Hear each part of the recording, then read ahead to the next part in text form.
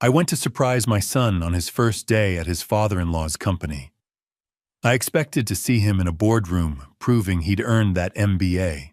Instead, I found him on his knees in a corner office, polishing Italian leather shoes, while grown men laughed.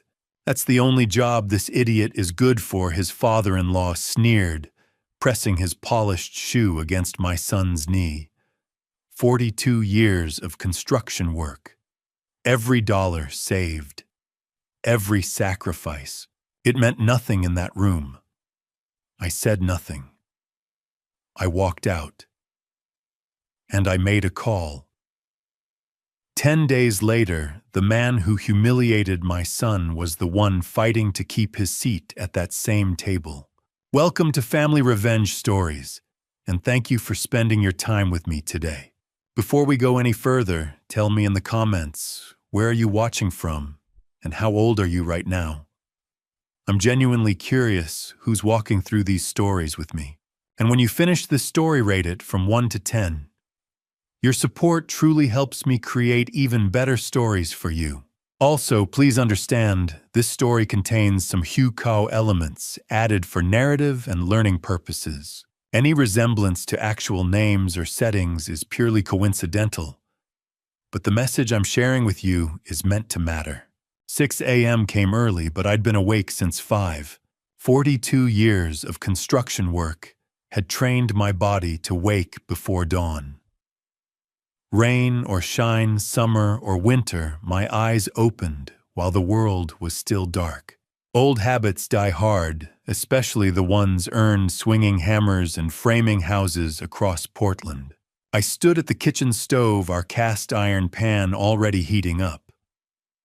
The smell of coffee filled the small house, a modest 3-bedroom ranch in northeast Portland I'd bought back in '96. Paid it off in 15 years. The kitchen wasn't fancy. Chipped Formica countertops. Cabinets I'd installed myself. But it was ours. On the mantel in the living room, visible through the kitchen doorway, sat a photo of Susan, my wife, Jordan's mother. Gone 19 years now, but some mornings I still turned to tell her something before remembering she wasn't there. Today felt like one of those mornings. I cracked 3 eggs into the pan. Bacon sizzled in the other skillet, thick cut from the butcher on Hawthorne, Jordan's favorite.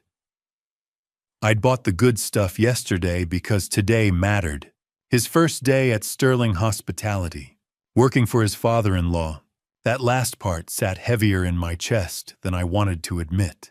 When Jordan married Carolyn Hartley 2 years ago, I'd been happy for him. She was beautiful, educated, from a family with money and connections. Her father, Victor Hartley, owned Sterling Hospitality, one of the biggest luxury hotel and restaurant groups in the Pacific Northwest. Now Victor had offered Jordan a position, management track. Real salary. Real future. It should have been perfect, so why couldn't I shake this feeling? I heard Jordan's footsteps on the stairs. He appeared in the kitchen doorway wearing a navy suit that probably cost more than I used to make in a week. Tailored perfectly. A gift from Caroline. His tie was silk, his shoes polished to a mirror shine. My son looked like he belonged in boardrooms, not in our worn kitchen with its faded linoleum. "Morning, Dad?" His voice carried that nervous edge I recognized from every first day of his life. First day of school, college, interviews, his wedding. Morning. Coffee. No thanks, I'm already jittery. I slid eggs and bacon onto a plate, set it at his usual spot. The same chair he'd sat in since he was 8 years old. "Eat. Can't start working for the Hartleys on an empty stomach." He sat down immediately, fidgeting with his tie. "Caroline says her dad's excited to have me on the team. Real opportunity to learn the business from the ground up. That's good." I poured my coffee, leaned against the counter. Working for family can be complicated sometimes. Jordan looked up. "What do you mean?" "It just means you might have to work twice as hard. Prove you earned it on your own merit, not just because you're married to the boss's daughter. I know, Dad. I'm ready for that. But I saw the doubt flicker in his eyes. My son had always been brilliant MBA with honors, top of his class, but he carried this weight, like he was always waiting for someone to tell him he didn't belong. You earned this position, I said firmly. Don't let anyone, family or not, tell you different. He nodded, returned to his breakfast. Your mom would have been proud, I said quietly. Seeing you in that suit starting your career, his throat worked. I wish she'd been there. At the wedding. Today. All of it. She was. She is. I tapped my chest. Right here. Sees everything. We ate in comfortable silence. After Susan passed cancer, brutal and fast, when Jordan was 12, it had been just us. Me working double shifts to keep him in good schools. Him studying late into the night, determined to make something of himself. To prove all those sacrifices meant something. Now here we were. When he stood to leave, I walked him to the door. He grabbed his briefcase, leather expensive, another gift from the Hartleys, and turned back. Thanks, Dad. For everything. For breakfast, for working yourself half to death to put me through college, for... Hey, I gripped his shoulder. That's what fathers do. Now get out of here before Victor thinks his new hire shows up late. Jordan grinned. For a moment, the nervousness disappeared. Then he was out the door, walking to his Honda in the driveway, practical car he'd insisted on buying himself, even after marrying into money. That was my boy. I stood on the porch, watching him back out. Early March morning, cool enough to see your breath. The neighbor's maple was just starting to bud. Jordan waved as he pulled away, and then he was gone. I should have gone inside. I had work a bid to finish for a renovation on Division Street, paperwork piling up. The usual. But I couldn't move. I stood there, hands in my pockets, staring at the empty street where his car had been. And that feeling in my chest, the one that had woken me at 5 instead of 6, wouldn't leave. Something wasn't right. I'd learned to trust that feeling over the years. Construction sites teach you. The moment before scaffolding fails or a measurement's wrong, there's always a feeling. A heaviness. Your gut saying, pay attention. I was paying attention now. Jordan was smart, capable. He'd earned that MBA earned his credentials. Yes, Victor was his father-in-law, but Jordan had the skills to back it up. So why did I feel like I just watched my son walk into something he wasn't prepared for? I tried shaking it off, went inside, washed dishes, changed into work clothes, sat down with my laptop and those project files, but I couldn't focus. By 11 o'clock, I'd read the same paragraph 6 times. My coffee had gone cold. That weight in my chest had grown into something I couldn't ignore anymore. I picked up my phone, put it down, picked it up again. He's 31 years old, I told myself. Married, starting his career. Doesn't need you hovering. I stared at Susan's photo on the mantel. She would have known what to do. What do you think, honey? I asked the empty room. Am I being crazy? But I could almost hear her voice. Trust your gut, Edward. You've never been wrong about our boy. I stood up, made a decision. I'd swing by Sterling Hospitality, just to see how his first morning was going. Maybe bring him lunch, just to check in, just to quiet this feeling that something I couldn't name yet was very, very wrong. I grabbed my truck keys and headed for the door. By the time I hit downtown Portland, that knot in my gut had tightened into something I couldn't ignore. Traffic was heavier than I'd expected for a Monday morning. I navigated through delivery trucks and sedans, my old Ford F-150 feeling more out of place with every block.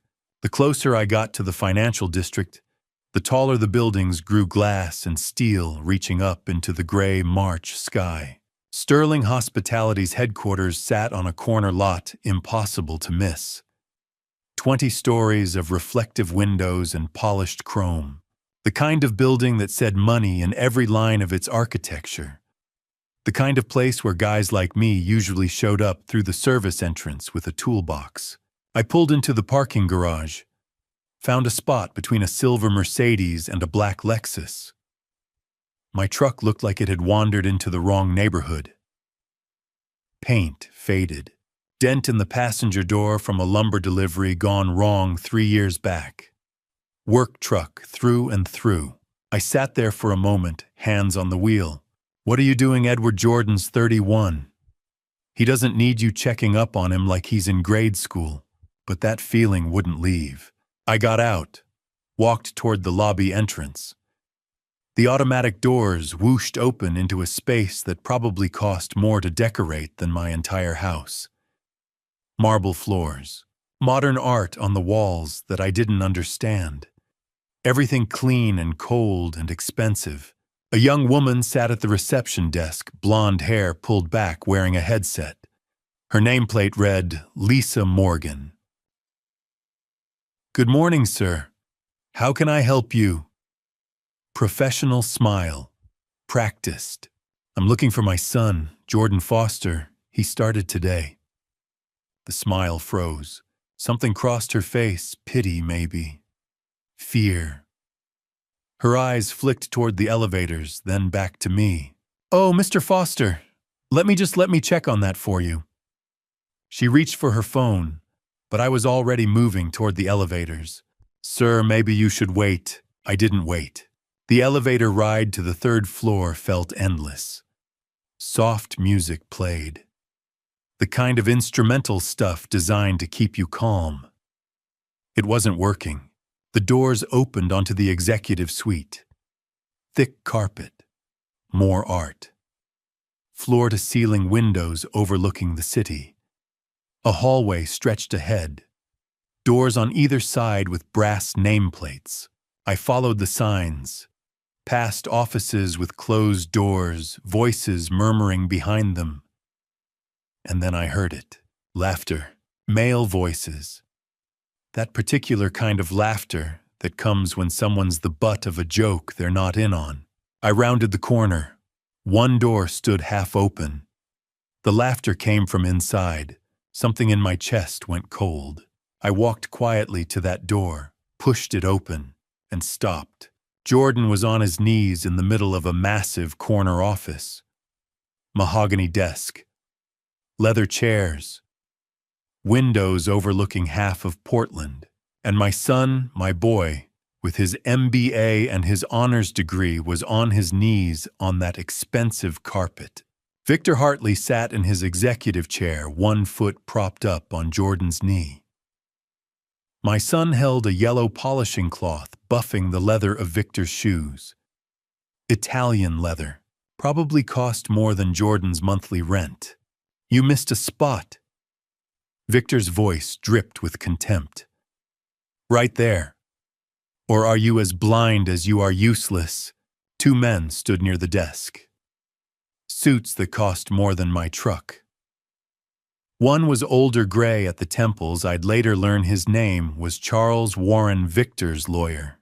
The other was younger corporate type Kevin Bradley. Both of them watching, grinning. Maybe he needs more practice, Charles said. Give him a few weeks, Kevin added. He might work his way up to cleaning toilets. They laughed. Jordan's hands trembled. His face burned red. The same face that had lit up with pride at breakfast this morning. Now twisted with shame. Then he looked up, saw me standing in the doorway. Our eyes met, and I watched my son break. His eyes said everything his voice couldn't. Dad, please. Please don't make this worse. Please just go. Every muscle in my body wanted to move. To cross that office, to pull Jordan up off his knees, to put Victor Hartley through that plate glass window behind his desk. I'd spent 42 years swinging hammers, building things. My hands knew how to work. They also knew how to fight when they needed to. One punch, that's all it would take. One swing and Victor's perfect nose would never be perfect again. But Jordan's eyes held me frozen, that silent plea, the fear underneath the shame. He was begging me not to make it worse. I forced my hands to unclench, forced my breathing to steady. "Can I help you?" Victor's voice cut through the room. He hadn't even bothered to move his foot from my son's knee. I looked at him, really looked at him. 52 years old, silver hair slicked back, expensive suit. The kind of man who'd never done real work a day in his life. The kind who thought money and power meant he could treat people like furniture. "I'm Jordan's father." Victor's expression shifted. Surprise, then something uglier. Amusement. "Ah, Mr. Foster, your son is learning the business from the ground up." He gestured at Jordan with his free hand. Literally. Charles and Kevin laughed again. "Come on, Jordan," Victor continued. "Show your dad what you've learned on your first day. Make those shoes shine." I looked at my son, at the yellow cloth in his shaking hands, at the way he couldn't meet my eyes anymore. "We'll talk later, son," I said. My voice came out calmer than I felt. Then I looked at Victor, held his gaze. "You and I will talk too, Mr. Hartley." Victor waved a dismissive hand. "I'm a busy man, Mr. Foster. You'll make time." Something in my tone made his smirk falter. Just for a second, I turned and walked out. Down that hallway with its thick carpet and expensive art. Into the elevator. Through the marble lobby. Out those automatic doors. To my truck. I sat in the driver's seat. Hands gripping the steering wheel so tight my knuckles went white. Staring at nothing. The image wouldn't leave my head. Jordan. On his knees. Victor's foot pressing down. That yellow cloth. The laughter. My son. My boy. I don't know how long I sat there. Could have been 5 minutes. Could have been 20. Then I pulled out my phone and dialed a number I knew by heart. "Gregory, it's Edward." My voice was steady now, cold. "I need your help. Something big." I drove home in silence. The city blurred past traffic lights, storefronts, people walking dogs, but I didn't see any of it. My hands gripped the steering wheel at 10 and 2, the way Susan used to remind me when I got distracted. "Give me 24 hours, Gregory had said. 24 hours felt like a lifetime. The house was dark when I pulled into the driveway. Jordan's truck wasn't there. He'd texted around 7 long first day. "Staying at Caroline's tonight. Talk tomorrow." I read that message 3 times looking for what he wasn't saying. I didn't eat dinner. Stood in the kitchen for a while, staring at the stove, but nothing in the fridge looked right. Eventually, I just poured a glass of water and took it to the living room. The mantel caught my eye. 2 frames side by side. Susan on our wedding day. That cream-colored dress. That smile that made everything make sense. Jordan at graduation. Cap tilted wrong. Grin that said he was ready to take on the world. I picked up Susan's photo. Traced the edge of the frame with my thumb. "I promised you I'd take care of him," I said to the empty room. The clock on the wall ticked. The heater hummed. Nothing else. I set the photo down and walked to the kitchen table. Sat in the dark with my hands folded, staring at the grain of the wood. 42 years I'd worked.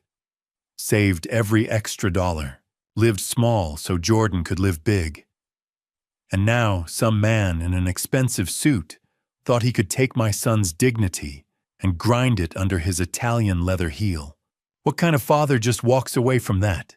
The kind who's planning something, I thought. The kind who's not finished yet. I stayed at that table until sunrise. My phone rang at 6 in the morning. Gregory's name on the screen. Milliner Cafe, 30 minutes. The line went dead. I grabbed my jacket. Milliner was a neighborhood place on the east side, duct tape on the booth seats, coffee strong enough to strip paint.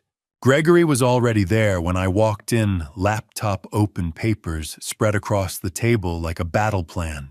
He looked up. "You look terrible." "Didn't sleep." Figured." He pushed a cup toward me. Black coffee, still steaming. "Drink that." I sat down and took a sip. Burned my tongue. Didn't care. Gregory leaned back and folded his arms. "Victor Hartley is drowning." "How bad?" $18.5 million bad. I set the cup down carefully. "Say that again." Sterling Hospitality is underwater. 4 major projects tanked in the last 2 years. Luxury hotel in Portland never opened, restaurant in Seattle closed after 6 months. 2 smaller developments that bled money from day one. Hartley's been living like a king while his empire crumbles. The mansion's mortgaged to the roof. The cars are leased. He's been juggling creditors for months, and the music's about to stop. How long? 90 days, maybe less. When the banks move in, they liquidate everything. 140 employees lose their jobs. Hartley loses the company, the house, the cars. Everything. I stared at the papers spread across the table. Red numbers everywhere. And Jordan, in theater. Hartley's trying to look legitimate, like he's still building something. But it's all smoke. Gregory slid a spreadsheet toward me. "Here's what you need to know. The company's worth about $4 to $5 million if you liquidate it tomorrow. But if you want controlling interest enough to actually save it, you need a bigger number." How much bigger?" He tapped the paper. $11.2 million. That buys you 65% ownership and pays off enough debt to keep the doors open. Anything less and it all falls apart anyway. $11.2 million. I sat back, did the math in my head. My retirement account, the house equity, the savings account I'd been building since Jordan was born. It was all there, just barely. "Edward," Gregory's voice was quiet. Don't what? "Whatever you're thinking, don't do it." I looked at him across the table. 20 years of friendship. He knew. "I've got the money," I said. His face went pale. "That's your entire retirement. I know what it is. 42 years of savings. Every dime you've ever put away. If this doesn't work, if Hartley fights back or the banks won't play ball, you lose everything. You'd have nothing left." "I know." Jordan. I pulled out my phone, opened the photos, scrolled to Jordan's graduation picture. That crooked smile, that bright future he was supposed to have. I turned the screen toward Gregory. "How much is my son's dignity worth?" I asked quietly. Gregory stared at the photo, then at me. The cafe noise dishes clattering, someone ordering at the counter felt far away. Finally, he exhaled and rubbed his face with both hands. "Everything you've got, apparently." I put the phone away, looked at the spreadsheet again. The numbers didn't scare me anymore. "Then let's get to work," I said. By 2 o'clock that afternoon, I was sitting in my home office with 3 phone numbers written on a notepad. Gregory had left the cafe an hour earlier with instructions to set up the corporate structure. My job was simpler and harder at the same time, turn 42 years into $11.2 million. I dialed the first number. "Foster, is that you?" The voice belonged to my real estate agent, a woman named Sandra, who'd sold me 3 rental properties back in 2008 when everyone else was running scared. I'd bought them for pennies on the dollar while the market burned. Sandra, I need to sell. Which one? All three. Silence on her end. Then, Edward, those properties are cash cows. You clear $6,000 a month. I know what they clear. How fast can you move them?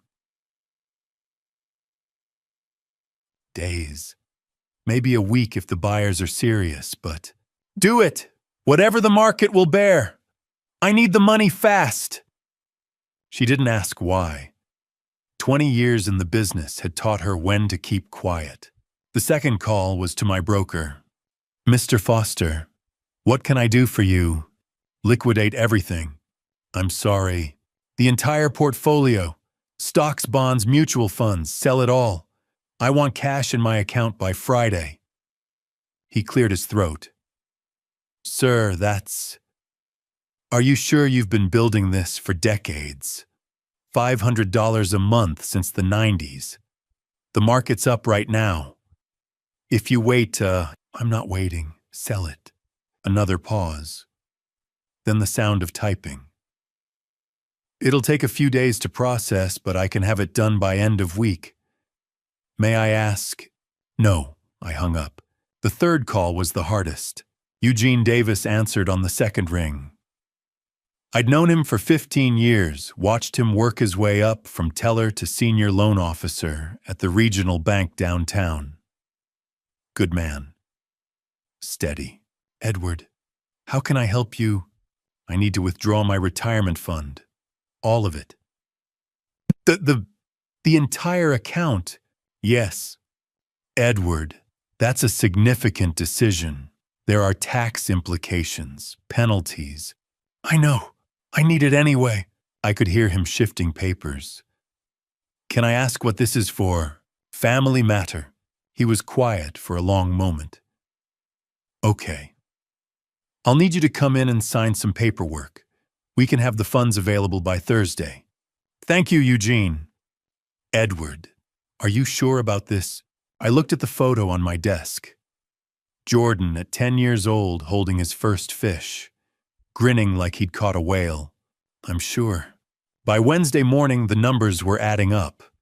The properties would bring in $4.1 million. The investment portfolio, $3.8. Retirement fund, $3.3. It left me short by about $50,000. But Gregory had a solution, a bridge loan from a credit union he knew backed by my house equity. It would work. Just barely. But first we needed cover. Gregory met me at a coffee shop on the west side with incorporation papers already drawn up. Pacific Northwest Investment Group, he said, sliding the folder across the table. Registered yesterday. Anonymous LLC. Your name doesn't appear anywhere. Who's running it? We need 3 people. Business types who can walk into a boardroom and look legitimate. I've got names. I opened the folder. 3 resumes. Brian Mitchell, real estate investor. I'd helped him avoid bankruptcy 5 years ago when a deal went south. He owed me. Timothy Brooks, former contractor. I'd loaned him $20,000 to keep his crew employed during the recession. He'd paid me back with interest and gratitude. Roger Bennett. Eugene Davis had vouched for him. Corporate governance, experience, clean reputation, could talk the language of boardrooms. They'll do it, I asked. Mitchell already said yes. Brooks will follow your lead. Bennett needs convincing, but Eugene's working on him. I looked at the names. 3 strangers who'd walk into Sterling Hospitality, pretending to represent investors who didn't exist. Will it hold up? Long enough, Gregory said. Victor's desperate. He's not going to scrutinize the paperwork too hard if the money's real. And the money was real. That was the part that made my chest tight. That night, my phone rang at 9:30. Jordan's name on the screen. Hey, kiddo. Dad. His voice sounded hollow, empty. I don't know how much longer I can do this. I closed my eyes. What happened today? It doesn't matter. It's all the same. Every day's the same. Jordan, I'm not weak. I know you raised me better than this. But I don't know what I'm supposed to do. Every part of me wanted to tell him, hold on. Just a few more days. I'm fixing this. But I couldn't. Not yet. If Victor caught wind of anything, the whole plan collapsed. Listen to me, I said, keeping my voice steady. Just a little longer. Can you do that? I don't. For me, just a little longer. He was quiet, then, okay, yeah, okay. I love you, son. Love you too, Dad. The line went dead. I sat there in the dark of my living room, staring at the stack of liquidation papers on the coffee table. Each one represented a piece of my life. The rental properties I'd bought during the crash, the investment account I'd fed like clockwork for 30 years. The retirement fund I'd thought would carry me through my 70s. Gone, all of it. Signed away in 3 days. I picked up the last document, the bridge loan agreement that put my house on the line, and signed it. No turning back now, and Jordan still had no idea what I was doing. The call came Tuesday night, while I was reviewing loan documents at my kitchen table. Jordan's name flashed on my phone. Hey, kiddo. Dad. His voice was flat. Today I had to shine shoes again, in front of clients. I set my pen down. Tell me what happened. Victor had a meeting. 3 people from some hotel chain in Seattle. I was bringing in coffee and he looked at me and said, Jordan, my shoes could use some attention. See, like it was nothing. Like I was hired help. What did you do? What could I do? I got the polish kit and did it. Right there in the conference room while they talked about expansion plans. One of the clients asked if I was new to hospitality services. Victor just laughed and said I was still learning the ropes. I closed my eyes. I'm sorry, son. It's fine. It's whatever. I just needed to hear your voice. You're doing great, Jordan. He sounded so tired. Because it doesn't feel like it. After he hung up, I sat there staring at Peter Donovan's business card, the lawyer Gregory had recommended to handle the acquisition paperwork. I'd met with him that afternoon. Sharp guy, asked good questions. Didn't judge when I explained what I needed, but none of it mattered if Jordan broke before we were ready. Wednesday at noon, my phone rang again. I was at a coffee shop meeting with Brian Mitchell, going over his role as lead representative for Pacific Northwest Investment Group. Dad, can I call you back? Jordan asked. I'm on lunch. No, talk to me now. He exhaled. I cleaned the executive boardroom this morning, vacuumed, took out the trash. Then Victor sent me to pick up his dry cleaning. 40-minute drive each way. Brian looked at me across the table. I turned away slightly. They're testing you, I said quietly. For what, to see if I'll quit? Because I'm close, Dad. I'm really close. Just a little longer. You keep saying that. Because it's true. He was quiet for a moment. Caroline says her dad's impressed with my work ethic. Says this is just temporary. That he's testing my professional integrity. My jaw tightened. Caroline. Always Caroline, feeding him just enough hope to keep him compliant. Maybe, I said, keeping my voice neutral. I have to go. Love you.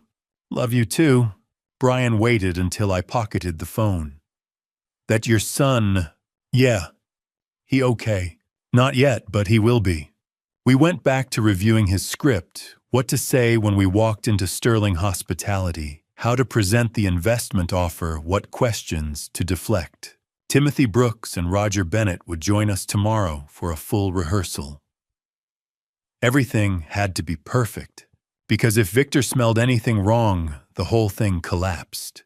Thursday evening, Jordan called after work. His voice sounded different. Smaller.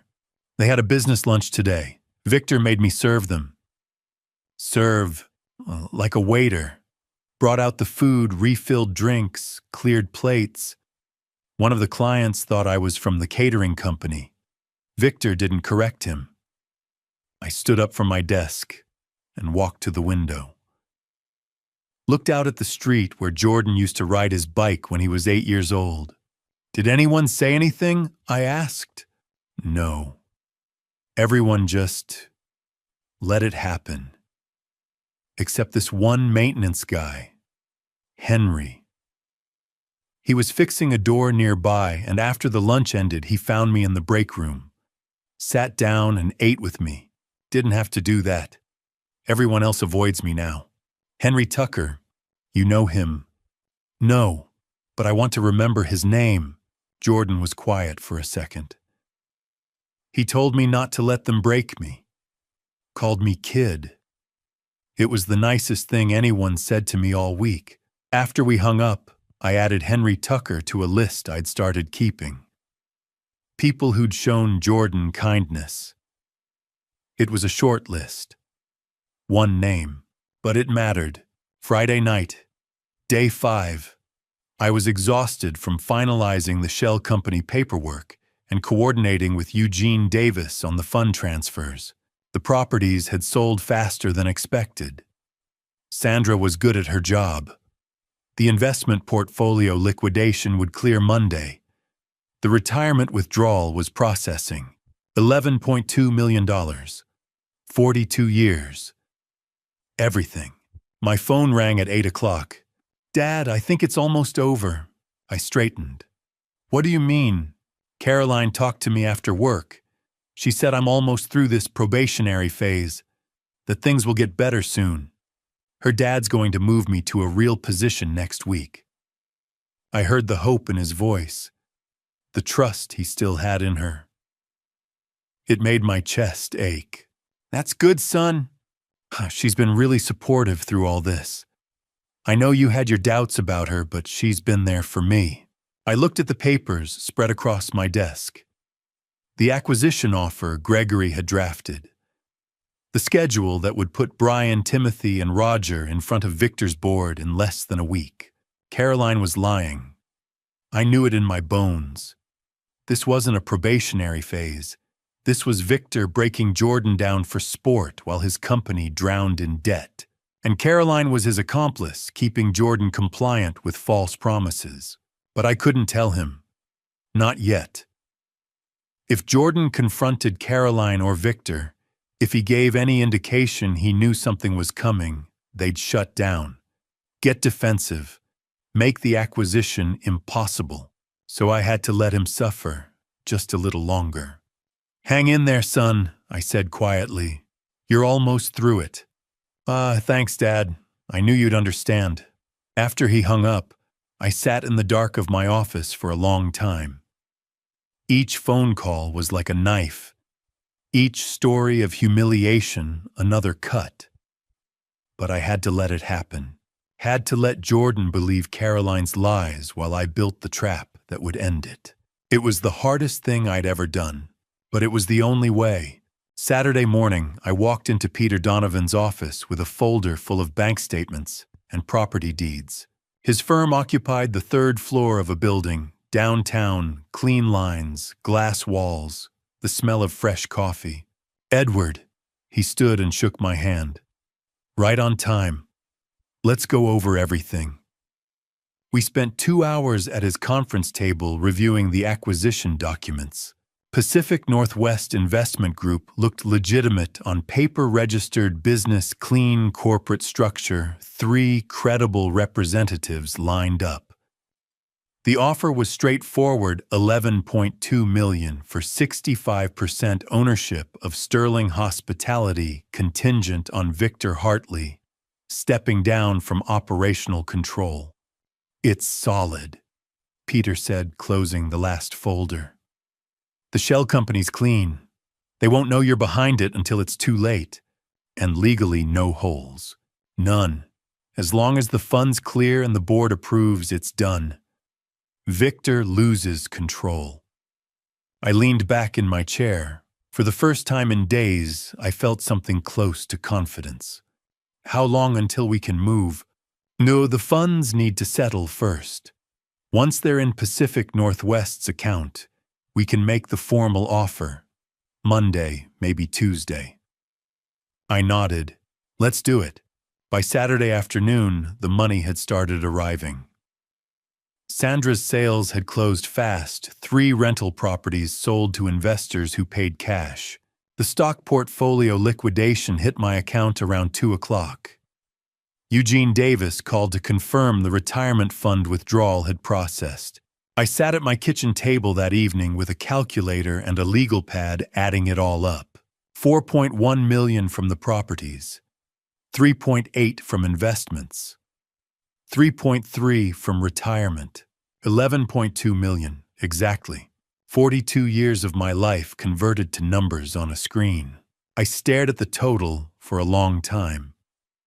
Then I called Eugene and authorized the transfer to Pacific Northwest Investment Group's business account. By Monday morning, everything would be in place. Maybe this will actually work, I said to the empty kitchen. The house didn't answer. But for once, the silence felt hopeful. Sunday morning at 8 o'clock, someone knocked on my door. I wasn't expecting anyone. Gregory knew to call first. Jordan was still staying at Caroline's most nights. I looked through the peephole and saw a man in a dark suit standing on my porch. Late 40s, maybe 50, with the kind of grooming that suggested authority. I opened the door. "Can I help you?" He pulled out a badge. Officer Raymond Kemp, Portland Financial Crimes Unit. "Are you Edward Foster?"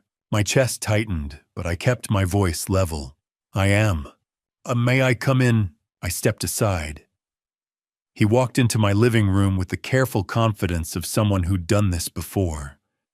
Too smooth, too rehearsed. "What's this about?" I asked. He didn't sit. Just stood near the mantel looking at Susan's photo like he was cataloging everything in the room.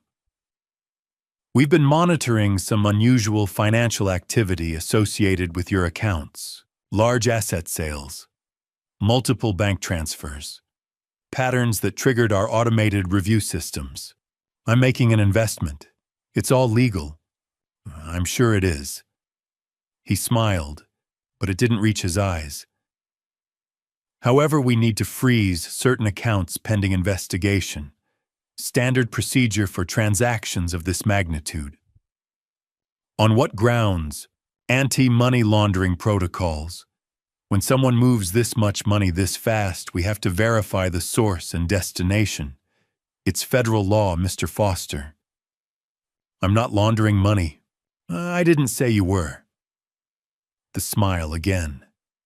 Professional, practiced, and something else underneath something that made my skin crawl. "But until we complete our review, those funds need to stay put. Shouldn't take more than a few weeks." "A few weeks." My timeline collapsed in real time. "I have lawyers," I said quietly. "Of course you do. They'll receive the paperwork Monday morning." He reached into his jacket and pulled out a folded document. "This is a copy of the freeze order. Your attorney can challenge it if you'd like, but these things take time."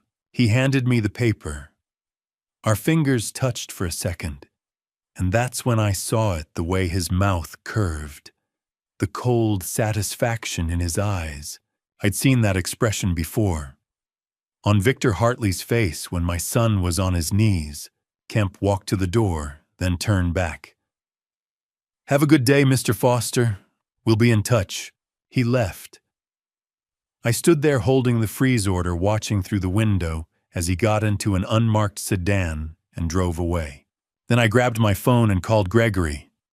"Victor knows," I said when he picked up. "Someone leaked. He's using a cop to block me." "What, Edward? I just had a visit from Portland Financial Crimes. They're freezing my accounts. The officer smiled at me the same way Victor smiled at Jordan. Silence on Gregory's end. Then, how is that even possible? We've been so careful. I don't know, but find out who talked. I hung up and immediately dialed Peter Donovan. We have a problem, I said. The police just froze my accounts. Peter was quiet for a beat. On what grounds? Money laundering investigation, anti-terrorism protocols. It's garbage, but it's legal. I can fight it. File a challenge. Get you a hearing. How long? Days, maybe a week. Depends on the judge. A week. The money was trapped. The timeline shot. And somewhere Victor Hartley was probably laughing. Do what you can, I said. Fast.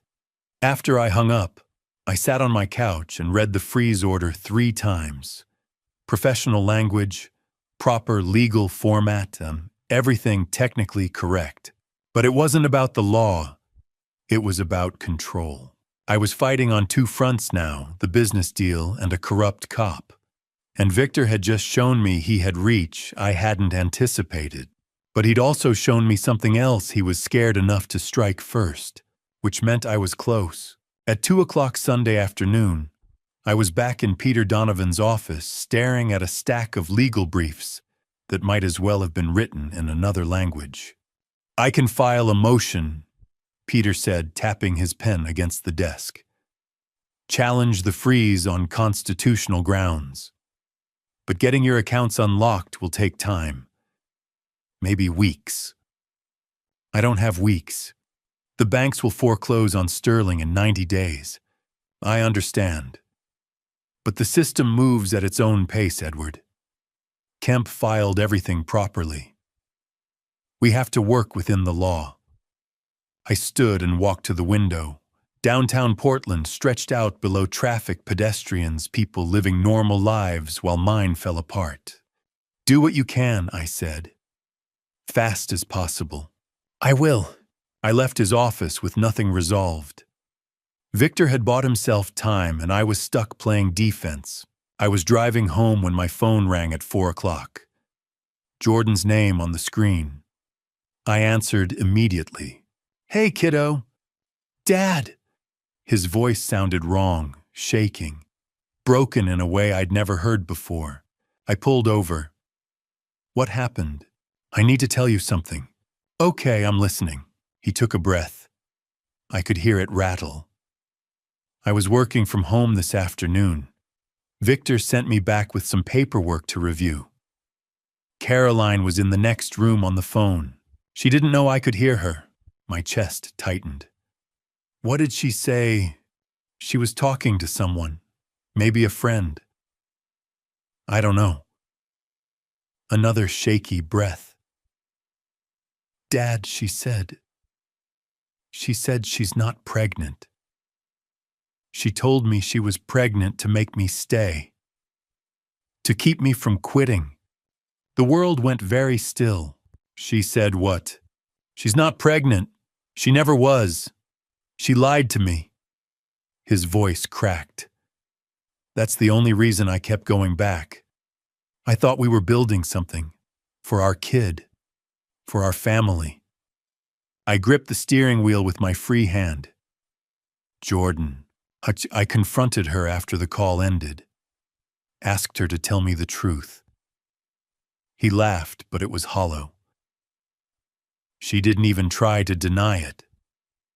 What did she say?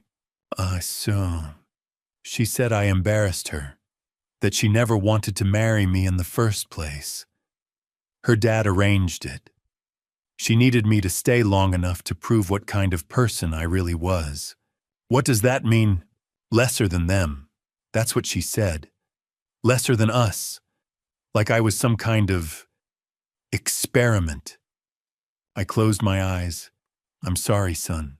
Dad, she told me I should have quit weeks ago. That Victor said I'd break eventually. That I was supposed to. His voice dropped to almost a whisper. She said they needed me to stay just long enough to show everyone I was useless. Every muscle in my body wanted to drive straight to that house, and no, not like that, not yet. "Where are you now?" I asked quietly. "Still at the house." Caroline left. I don't know where she went. "Pack a bag, come home." "Dad, right now, Jordan. Pack what you need and come home." He was quiet for a long moment. Then, okay. An hour later, my front door opened. Jordan walked in, carrying a single duffel bag. His face looked hollow, eyes red. The suit he'd been wearing all week was wrinkled tie missing. "Hey," I said. "Hey." He dropped the bag by the stairs and followed me to the kitchen. I put on a fresh pot of coffee. We sat at the table in silence while it brewed. I poured 2 cups, set one in front of him. He wrapped his hands around it, but didn't drink. "You okay?" I asked. "No." He looked at the coffee. "But I will be." "You don't have to go back there ever." "I know." More silence. The heater kicked on. The refrigerator hummed.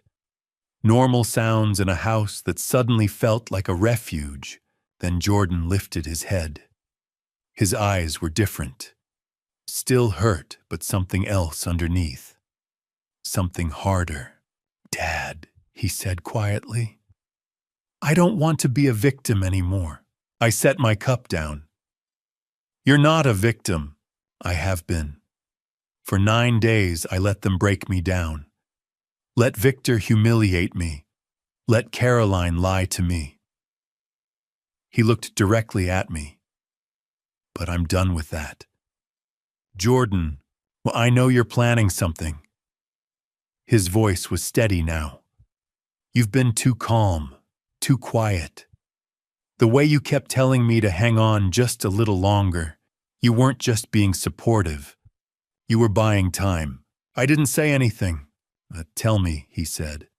"Tell me what you're doing. Let me help." I looked at my son across the kitchen table. 9 days ago, he'd left this house excited and hopeful. Now he sat here hollow-eyed and broken-hearted. But underneath that pain, I saw something else. I saw my son ready to fight. "Okay," I said. "I'll tell you everything." I looked at my son across the kitchen table. He was waiting for an answer, but every instinct I had told me to protect him, to keep him out of this. "Jordan, this situation with Victor is dangerous. He's already come after me. I don't want you involved any deeper than you already are." "Deeper?" Jordan's voice was steady. "Dad, he destroyed me. He humiliated me for 9 days. His daughter lied to me about a child. What more could they possibly do?" I saw the determination in his eyes, the anger underneath. And I realized he was right. Protecting him now meant treating him like he couldn't handle the truth. "Okay," I said quietly. "I'll tell you everything." I stood and grabbed my laptop from the living room, set it on the table between us. Then I started talking. Sterling Hospitality is drowning. $18.5 million in debt. 4 failed projects. Victor's been living beyond his means for years, and the banks are about to foreclose. He has 90 days, maybe less. Jordan listened without interrupting. "I liquidated everything I own. The rental properties I bought in 2008. My entire investment portfolio. My retirement fund. 42 years of savings." I pulled up the spreadsheet. $11.2 million. That's what it took. For what? To buy controlling interest. 65% of Sterling Hospitality. His eyes went wide. "You're buying Victor's company. What's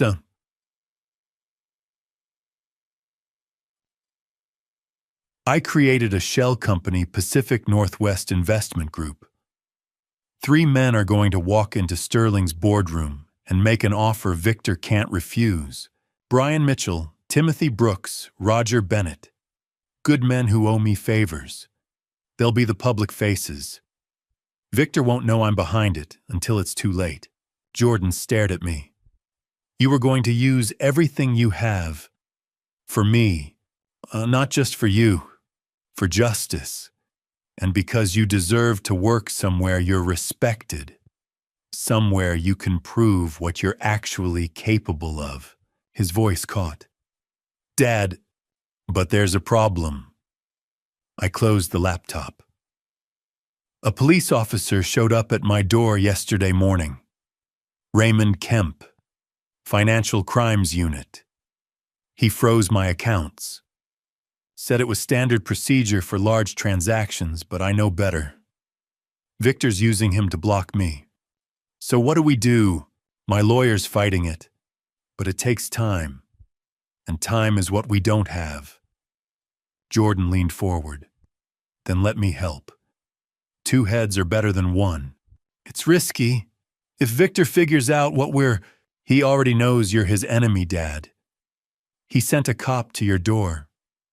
Let me be useful, please. I looked at my son. 24 hours ago, he'd been broken. Now he was asking to stand beside me.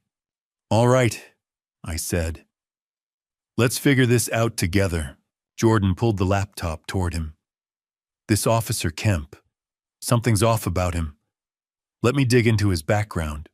What are you thinking? If Victor's using him, there has to be a reason. Leverage. Debt. Something. He opened a browser and started searching. Public records. Court documents. Property liens. I watched him work focused, methodical, the way I'd taught him to research investments back when he was in college. An hour passed. I made fresh coffee. Jordan barely looked up. Then he stopped. Dad, look at this. He turned the screen toward me. Court judgments. Multiple liens. Payment plan agreements. Gambling debts, Jordan said. Kemp's buried in them. Casino judgments going back 5 years. He owes over $200,000. I leaned closer. The documents were all public record. Anyone could find them if they knew where to look. But Victor had found them first. That's his leverage, Jordan said. Victor's paying off Kemp's debts. Has to be. That's how he got a cop to freeze your accounts. I stared at the evidence on the screen. We can use this. How? I don't know yet. But it's a vulnerability. My phone buzzed. Gregory's name. I'd texted him an hour ago asking him to come over. That's Gregory, I said. I asked him to join us. Gregory arrived 20 minutes later. Jordan showed him what he'd found. Gregory read through the court documents carefully, his investigator's mind cataloging every detail. It's not proof, he said finally. Not yet. But it's a lead we can follow. Can you track the money? I asked. Maybe. If Victor's been making payments to Kemp's creditors, there'll be a trail. Shell accounts, probably. Intermediaries. But if we dig deep enough, we'll find it, Jordan finished. Gregory looked at him. Then at me. Your kid's sharp. I know. We spent the next 3 hours mapping out a strategy. Gregory would start tracing financial connections between Victor and Kemp's creditors. Jordan would continue digging through public records looking for anything else we could use. I'd keep pressure on Peter Donovan to fight the account freeze in court. It wasn't much, but it was something. It was past midnight when Gregory finally left. Jordan and I stayed at the kitchen table, papers and empty coffee cups scattered around us. My son looked at me. His eyes weren't hollow anymore. They were clear, determined. We're going to win this, Dad, together. For the first time in days, I believed him. Monday morning at 7, Jordan and I sat at the kitchen table with my laptop open and a stack of printed documents between us. We'd been building a timeline on Officer Kemp when his gambling debt started, when the account freeze happened, looking for financial connections to Victor. "She's here," Jordan said, pointing at a court filing from 3 years ago. "First casino judgment, $60,000. That's when it started." I made a note. And the freeze order came Sunday morning, less than a week after I started moving money. Too fast to be coincidence. My phone rang. Gregory's name. "Edward, we need to talk. In person." "What's wrong?" "Not over the phone. I'm 10 minutes away." He arrived 30 minutes later. One look at his face told me something was seriously wrong. "And it's Malcolm Pierce," he said, standing in my living room. I felt my chest tighten. "What about him?" Malcolm Pierce was a business consultant I'd hired 3 weeks ago, came recommended by a colleague I trusted. I'd brought him in to do a deep assessment of Sterling Hospitality's financials. Professional, expensive, discreet, or so I'd thought. "I've been keeping an eye on him like you asked," Gregory said. "Yesterday I saw him meeting someone at a restaurant downtown. I couldn't get close enough to see who, but Malcolm looked nervous. More than nervous. Scared." You think he's been compromised?" "I don't know, but something's off." Jordan looked between us. "Who's Malcolm Pierce?" "Business consultant," I explained. "Hired him to evaluate Sterling's worth. He knows I'm interested in the company. He's seen the financial analysis." "Does he know about the plan?" Jordan asked. Not all of it, but enough." I turned to Gregory. "You're sure he looked scared?" "Is he positive?" And he kept checking over his shoulder. "That's not normal behavior for a business lunch." I sat down on the couch. 3 weeks ago, I'd trusted Malcolm with sensitive information. If he'd been turned, if Victor had gotten to him somehow. "I need to test him," I said. I called Malcolm 20 minutes later. Kept my voice casual, friendly. "Malcolm, it's Edward Foster. Just checking in. I've been thinking about moving up the timeline. Maybe making the offer next week instead of waiting." There was a pause. Too long. "Next week." Malcolm's voice sounded tight. That's pretty aggressive, Edward." "I know, but I think we're ready." "What do you think?" Another pause. "Can I ask what changed? Just feeling confident about the numbers? You did good work." "Right. Yeah. Next week could work." He cleared his throat. "When exactly were you thinking?" I gave him a specific date. Wednesday made it sound definite. It was complete fiction. I had no intention of moving anything up. But if Malcolm was leaking information, Victor would hear about it. After I hung up, I looked at Gregory and Jordan. Now we wait. At 3 in the afternoon, Brian Mitchell called. "Edward, something weird just happened. I ran into a guy I know who works at Sterling Hospitality. He mentioned that Victor Hartley's been talking about some investor making a move next week. Thought you'd want to know." My blood went cold. Next week. The exact fake timeline I'd fed Malcolm this morning. "Thanks, Brian. I appreciate it." I hung up and looked at Gregory. "Malcolm leaked it. Victor knows about next week, which means he's been feeding Victor information all along," Gregory said quietly. "We have a traitor." Jordan leaned forward. "So what do we do?" "We don't confront him. Not yet. Let's see what else he gives away." But I felt the anger building. Malcolm had come recommended. I'd paid him good money, trusted him with details that could sink the entire plan, and he'd sold me out. "Who got to him?" I asked Gregory. "Victor, probably. But I don't know how. Leverage, money, blackmail. Find out." At 8 o'clock that night, my phone rang. "Malcolm's name on the screen," I answered. "Malcolm." "Edward." His voice was shaking, badly. I need to talk to you. Can we meet tomorrow morning? I kept my tone neutral.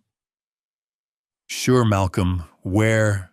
Coffee shop on Morrison Street, 7 a.m. I'll be there. Thank you. Thank you. He hung up.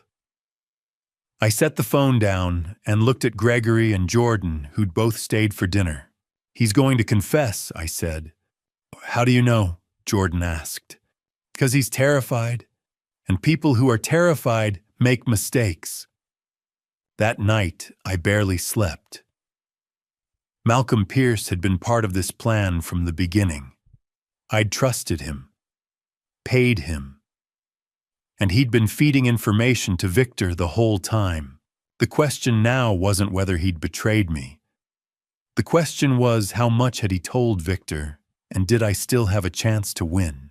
I arrived at the Morrison Street Cafe at 6:45 Tuesday morning. The place was filling up with the morning crowd, people getting coffee before work, living normal lives on a normal day. Malcolm Pierce was already there, sitting at a corner table. He looked terrible, unshaven, dark circles under his eyes. His hands were shaking when he wrapped them around his coffee cup. I sat down across from him, didn't order anything, just waited. He couldn't look at me directly. Edward, I'm so sorry. I'm so sorry. I kept my voice level. Tell me what happened. He took a shaky breath. Victor Hartley found out I was helping you assess Sterling. I don't know how he knew initially. Maybe someone saw us meeting. Maybe he had me followed. But 3 weeks ago, he called me into his office. And he'd hired a private investigator. Had him dig into my past. Malcolm's voice cracked. He found something. 5 years ago, I had an affair. My wife doesn't know. No one knows. It was over fast, but Victor had evidence, photos, hotel receipts. I waited. He told me if I didn't tell him what you were planning, he'd send everything to my wife, to my church, to my business partners. Edward, I couldn't. I couldn't lose my marriage, my reputation, everything I've built. So you started feeding him information? Yes. He looked down at his hands. I told him you were interested in Sterling, that you were evaluating the company's worth, that you had the means to make an offer. When did you tell him this? 3 days ago? Saturday. Malcolm's eyes were wet. You called me that morning about moving up the timeline, and I panicked. Victor had called me the night before, pressing for updates. So I told him everything. My chest tightened. Saturday, day 6. The day I'd finalized all the documents with Peter Donovan. The day before Kemp showed up at my door. So exactly what did you tell him? Malcolm's voice dropped to almost a whisper. The buyout price, $11.2 million. The timeline you were working on. The shell company structure, Pacific Northwest Investment Group. Your strategy to buy controlling interest and force him out. Everything. Everything. I'm so sorry, Edward. I tried to stop. I wanted to tell you earlier, but he kept pushing. Yesterday, he called again, wanted to know if you were moving up the timeline. No, that was a test, I said quietly. The information I gave you was false. Malcolm looked like he might be sick. I told him, God help me, I told him. We sat in silence for a moment. The cafe noise, espresso machines, conversations, morning routines felt very far away. I'll make this right, Malcolm said suddenly. I'll feed Victor false information. I'll help you. I stood up. You've done enough, Malcolm. Don't contact me again. Edward, please, I can fix this. No. I looked down at him. You can't. I walked out, leaving him sitting there alone with his coffee and his guilt. Outside, I sat in my truck with my hands gripping the steering wheel. Called Gregory. Malcolm confirmed everything I said when he answered. He told Victor 3 days ago. That's why Kemp came. Gregory was quiet for a long moment. Edward, this is bad. Victor knows your offer amount. He knows your timeline. He knows your strategy. How can you win this now? I stared at the steering wheel. I don't know, Gregory. I honestly don't know. What do you want me to do? I need to think. I'll call you back. I hung up and sat there in the parking lot. 10 minutes passed. Maybe more. I watched people walk by on the sidewalk. Normal people. People who weren't 67 years old fighting a battle they were about to lose. Malcolm had told Victor everything. Officer Kemp was blocking my money. My strategy was exposed. I was fighting someone with connections, with resources, with no conscience. Gregory's words echoed in my head. How can you win this? I didn't have an answer. I looked down at my phone, about to call Jordan and tell him we might be done. That's when I noticed it. 1 missed call. Unknown number. I'd check it when I could breathe again. I drove home from the cafe in a fog. My hands were on the wheel, but I didn't really see the road. Just kept hearing Malcolm's voice, everything. I told him everything. Jordan was waiting when I walked in. What did Malcolm say? I set my keys on the counter. He told Victor everything. The buyout price, the timeline, the shell company. All of it. When? 3 days ago, Saturday. Jordan's face went hard. So Kemp showing up Sunday wasn't a coincidence. Victor had 24 hours to set it up. Dad, what do we do now? I didn't have an answer. At noon, Gregory arrived. The three of us sat at the kitchen table with coffee none of us were drinking. Edward, Gregory said quietly, maybe it's time to stop. You tried. There's no shame in cutting your losses. I looked at the papers spread across the table. The numbers that represented 42 years of my life. Money that was partially frozen. A strategy Victor now knew inside and out. A timeline that was compromised. So what am I doing? I said more to myself than anyone else. I'm 67 years old. I should be fishing, playing cards with friends, not fighting billionaires who own cops and break people for sport. I thought about Jordan.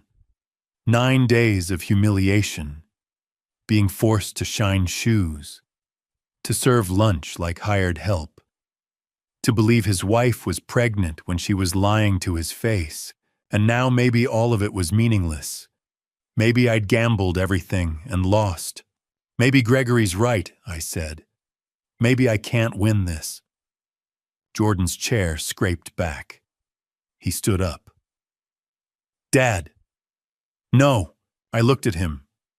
Son, I appreciate that, but you don't get to quit. His voice was steady, strong.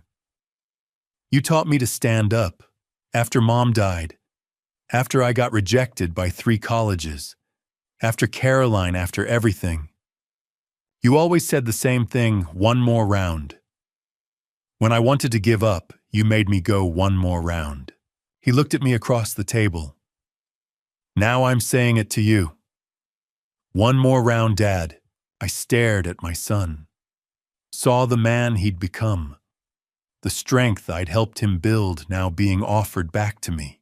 Besides, Jordan said, sitting back down. What about that voicemail, the one you got this morning? I blinked. What voicemail?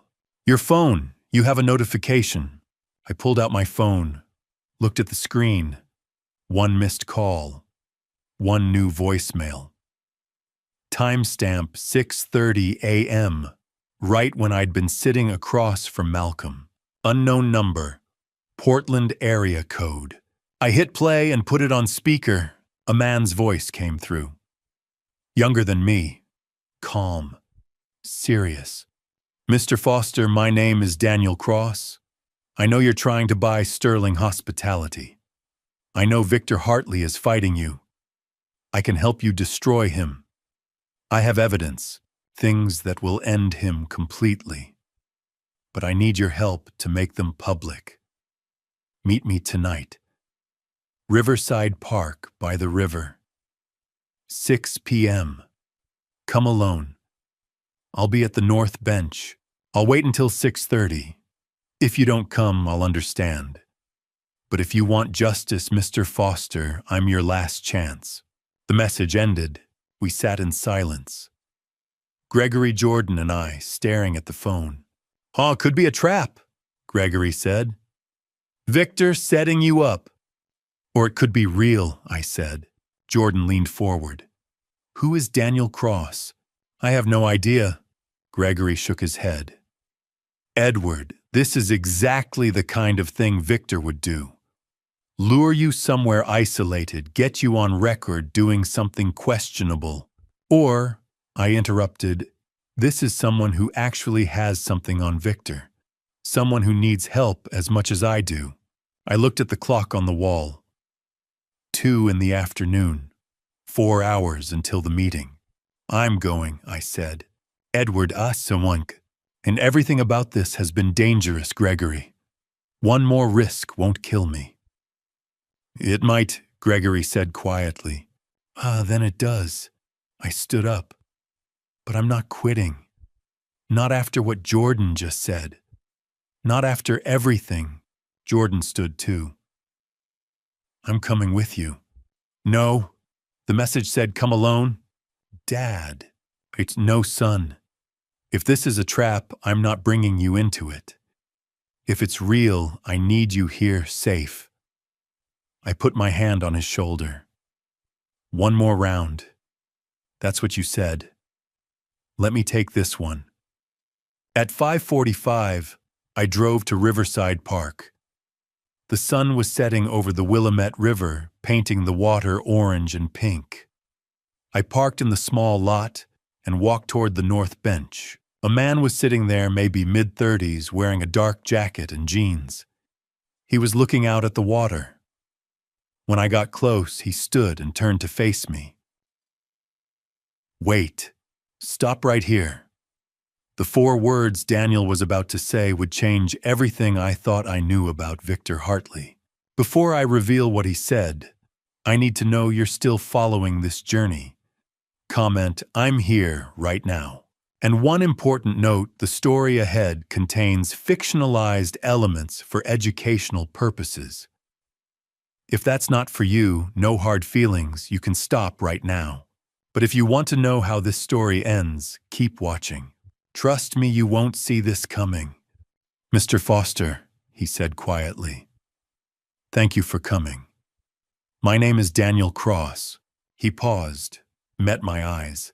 "Victor Hartley is my father." We sat on the North Bench as the river flowed past and the twilight faded to dusk.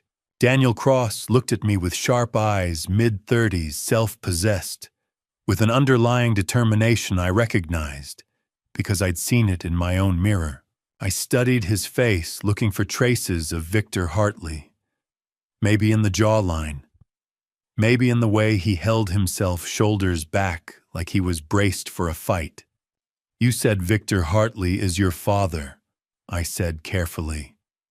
"Explain." Daniel didn't look away. 36 years ago, my mother, Angela Cross, worked as a secretary at Sterling Hospitality. Victor was married to his first wife, then not Eleanor. She came later. I nodded slowly. "Go on." "They had an affair. My mother got pregnant." His voice was level factual, like he'd told this story before, and learned to drain the emotion out. Victor gave her $50,000 and made her sign a non-disclosure agreement. He told her to disappear. Never contact him. Never tell anyone the child was his. And she took the money. She did. moved to the other side of Portland, raised me alone. He looked out at the river. Victor sent $2,000 a month for 35 years. Hush money. Keep her quiet. Keep me quiet. I watched his face, saw the old pain there, the childhood wounds that never fully healed. Boy, I grew up knowing my father didn't want me. Daniel continued. My mother worked 3 jobs even with that money. When I was little, I asked about him. She'd say, he's not ready to be a father, maybe someday. But that day never came. How do I know you're telling the truth? I asked. Daniel reached into a backpack beside him and pulled out a folder. Opened it on his lap. DNA test. Birth certificate with my mother's name and unknown listed for father. Bank records showing 36 years of payments from a shell company Victor controls. The pattern's unmistakable. I looked at the documents briefly. Professional. Thorough. The kind of evidence that would hold up. Why now? I asked. Why not go public years ago? I tried. Lawyers said the NDA my mother signed was legally binding. Media won't touch it without Victor's confirmation. Police said it's a civil matter, not criminal. He closed the folder. Ooh, Victor's rich, powerful. I'm nobody. I learned a long time ago that you don't fight people like him head on. You wait for the right moment, and this is it. I've been waiting for someone who could actually hurt him. Someone he underestimated. Daniel looked at me. You're that person, Mr. Foster. How do you know about me? I've been watching Victor for 20 years. I know about your son, what Victor did to him, the shoe shining. My stomach dropped. You saw that. I have sources inside Sterling. People Victor thinks are loyal but aren't. He paused. I know about Officer Kemp, about Malcolm Pierce. I know Victor thinks he's won. If you've been watching, you know I'm losing. Not yet, Daniel said. There's one more thing. Something Victor doesn't know I have. I waited. His voice went quiet. 10 years ago, my mother passed away. Car accident right here in Portland. Lost control on Highway 26, went off the road. I saw the pain flash across his face. Real grief still raw after a decade. Police said it was an accident. Mechanical failure. But I never believed it. Why not? Daniel met my eyes. Because 3 days before she died, she called Victor. I heard her. She told him she was tired of hiding, tired of the payments. She wanted to tell me the truth, wanted me to meet my father. He stopped, swallowed. Victor told her if she went public, she'd regret it. The words hung in the air between us. The river kept flowing. Somewhere people were having normal evenings, normal lives. 3 days later, Daniel said her car went off Highway 26. I looked at him carefully. Watched for signs he was lying, signs this was Victor's trap. But all I saw was a man carrying 10 years of grief and anger. You're saying my mother's death wasn't an accident. Daniel reached into his backpack and pulled out a second folder. Thicker, older. I've spent 10 years investigating, hired private investigators, found witnesses, tracked down people who worked on her car. He opened the folder. I saw pages of reports, photos, documents. Victor arranged it, Daniel said quietly. And I can prove it. He opened the thick folder on his lap. I need you to see this. I leaned closer as he pulled out the first document. This is from Derek Palmer, a licensed private investigator here in Portland. I hired him 10 years ago to investigate my mother's accident. He's been working on it ever since. I read the cover page. Professional letterhead. Detailed summary of investigation scope. Witness interviews. Photographs. Financial trails. Daniel turned to the next section. These are the mechanic records. My mother's car was serviced at Auto Care on Division Street 1 week before the accident. Standard maintenance brake check, oil change. The work order is signed by a Mr. Jackson. I looked at the signature. Neat handwriting. Date stamped. After the accident. Daniel continued. I paid an independent forensic mechanic to examine what was left of the car. Here's his report. The document was technical, but the conclusion was clear. The brake line showed signs of tampering, not natural wear. Cut marks consistent with tools, not road damage. Now look at this. Daniel pulled out a bank statement. 2 days before my mother's accident, there was a $20,000 transfer from a shell company called Cascade Holdings, LLC, to an account belonging to M. Jackson at a local credit union. And you can prove Victor owns Cascade Holdings, I can. The ownership chain took Derek 2 years to trace, but it leads back to Victor. My stomach was tight. The pieces were fitting together. Daniel handed me another document. This is a sealed affidavit. Derek tracked down Mr. Jackson in 2014. He'd left Auto Care right after my mother's accident and moved to Seattle. Derek convinced him to give a sworn statement. I read it carefully. Jackson's words were plain. A man matching Victor Hartley's description had paid him $20,000 to ensure a vehicle wouldn't stop properly. Jackson claimed he hadn't known anyone would die, thought it was insurance fraud. He was too terrified to testify publicly, but he'd given Derek this statement under seal. There are photos, too. Daniel spread several images on his lap. Grainy surveillance shots of Victor meeting someone in an industrial parking lot. Derek took these while tailing Victor, 1 week before my mother's accident. The final document was a timeline. I read it slowly. 3 days before the accident, Angela Cross calls Victor Hartley. Phone records confirm. 2 days before $20,000 transfer to M. Jackson. 1 day before Angela's car serviced at Auto Care. Day of accident, Angela Cross dies on Highway 26. 1 week after Mr. Jackson quits Auto Care and relocates to Seattle. I sat back. The folder was still open on Daniel's lap, evidence laid out like a prosecutor's case. This is substantial, I said quietly. Why haven't you given this to the police? I tried. They said it's circumstantial.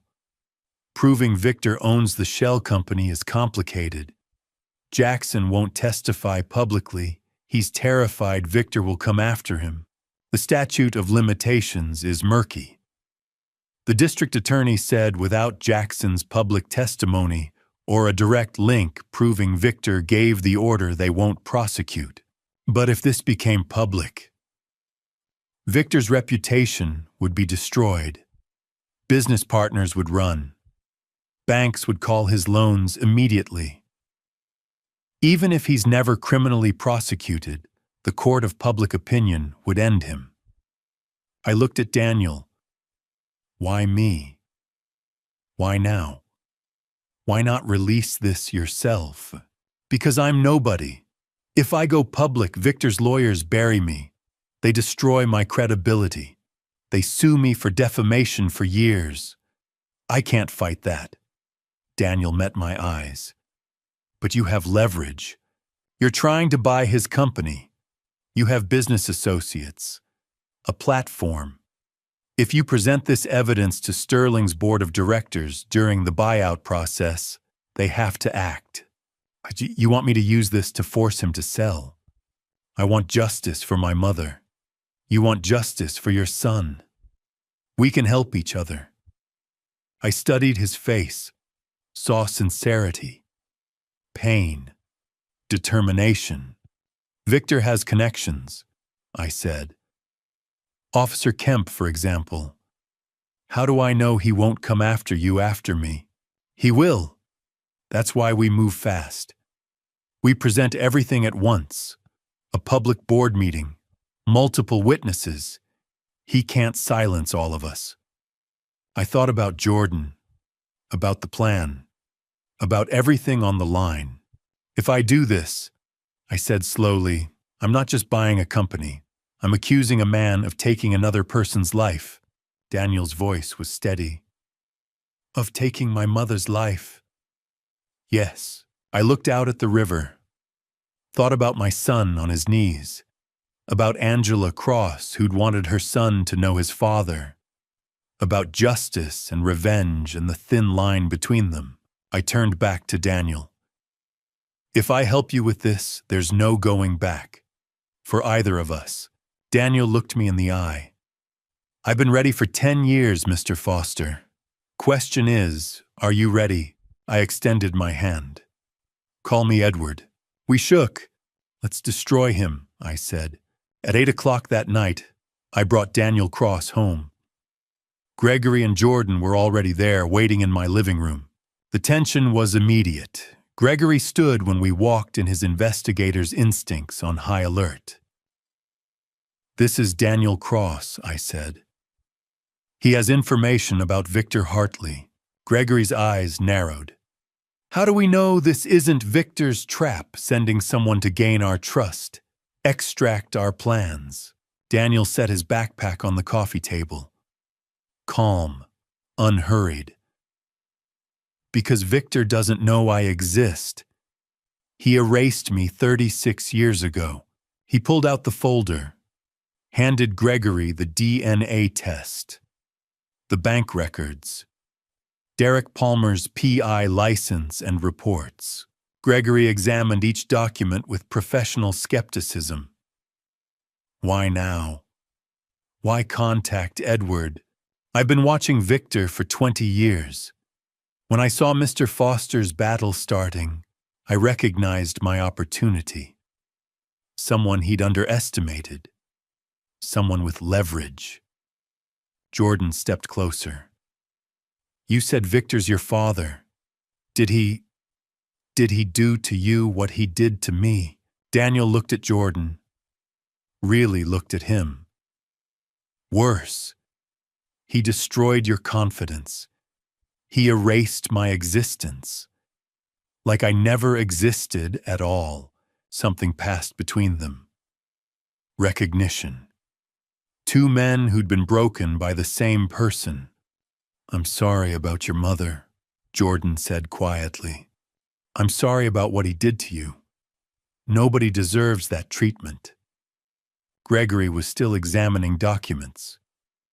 If this is real, and I'm not saying I believe it yet, it's bigger than a business buyout. You're accusing a man of serious crimes. I know, I said, but we can't let him keep destroying people. Gregory looked at me for a long moment, then at Daniel, then back at the evidence. All right, he said finally. Let's talk. We moved to the kitchen table. The four of us, Edward, Jordan, Gregory, Daniel, surrounded by documents and coffee cups and laptops. It was past 9 when we started planning. By midnight, we had a strategy. 5 prongs, Gregory said, writing on a legal pad. We hit him from every direction at once. Prong 1, he continued. I report Officer Kemp to Oregon State Police Internal Affairs. Bypass Portland entirely. Victor probably has connections there. Go straight to state level. What evidence? Jordan asked. Gambling debts. Suspicious timing on the account freeze. Pattern of behavior. It won't get Kemp arrested immediately, but it starts an official investigation. Takiturium. Prong 2, Jordan said, pulling my laptop toward him. I compile everything on Kemp.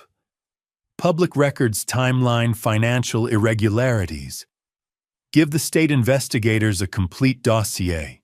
Gregory nodded. Good. Prong 3. Daniel and I looked at each other. We prepare a new buyout offer for Sterling's board, I said. Same terms. 11.2 million for 65%. But this time we attach something extra.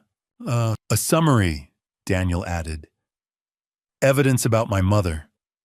Not everything, just enough for the board to understand what kind of man Victor is. Plus, I said, we expose Malcolm Pierce.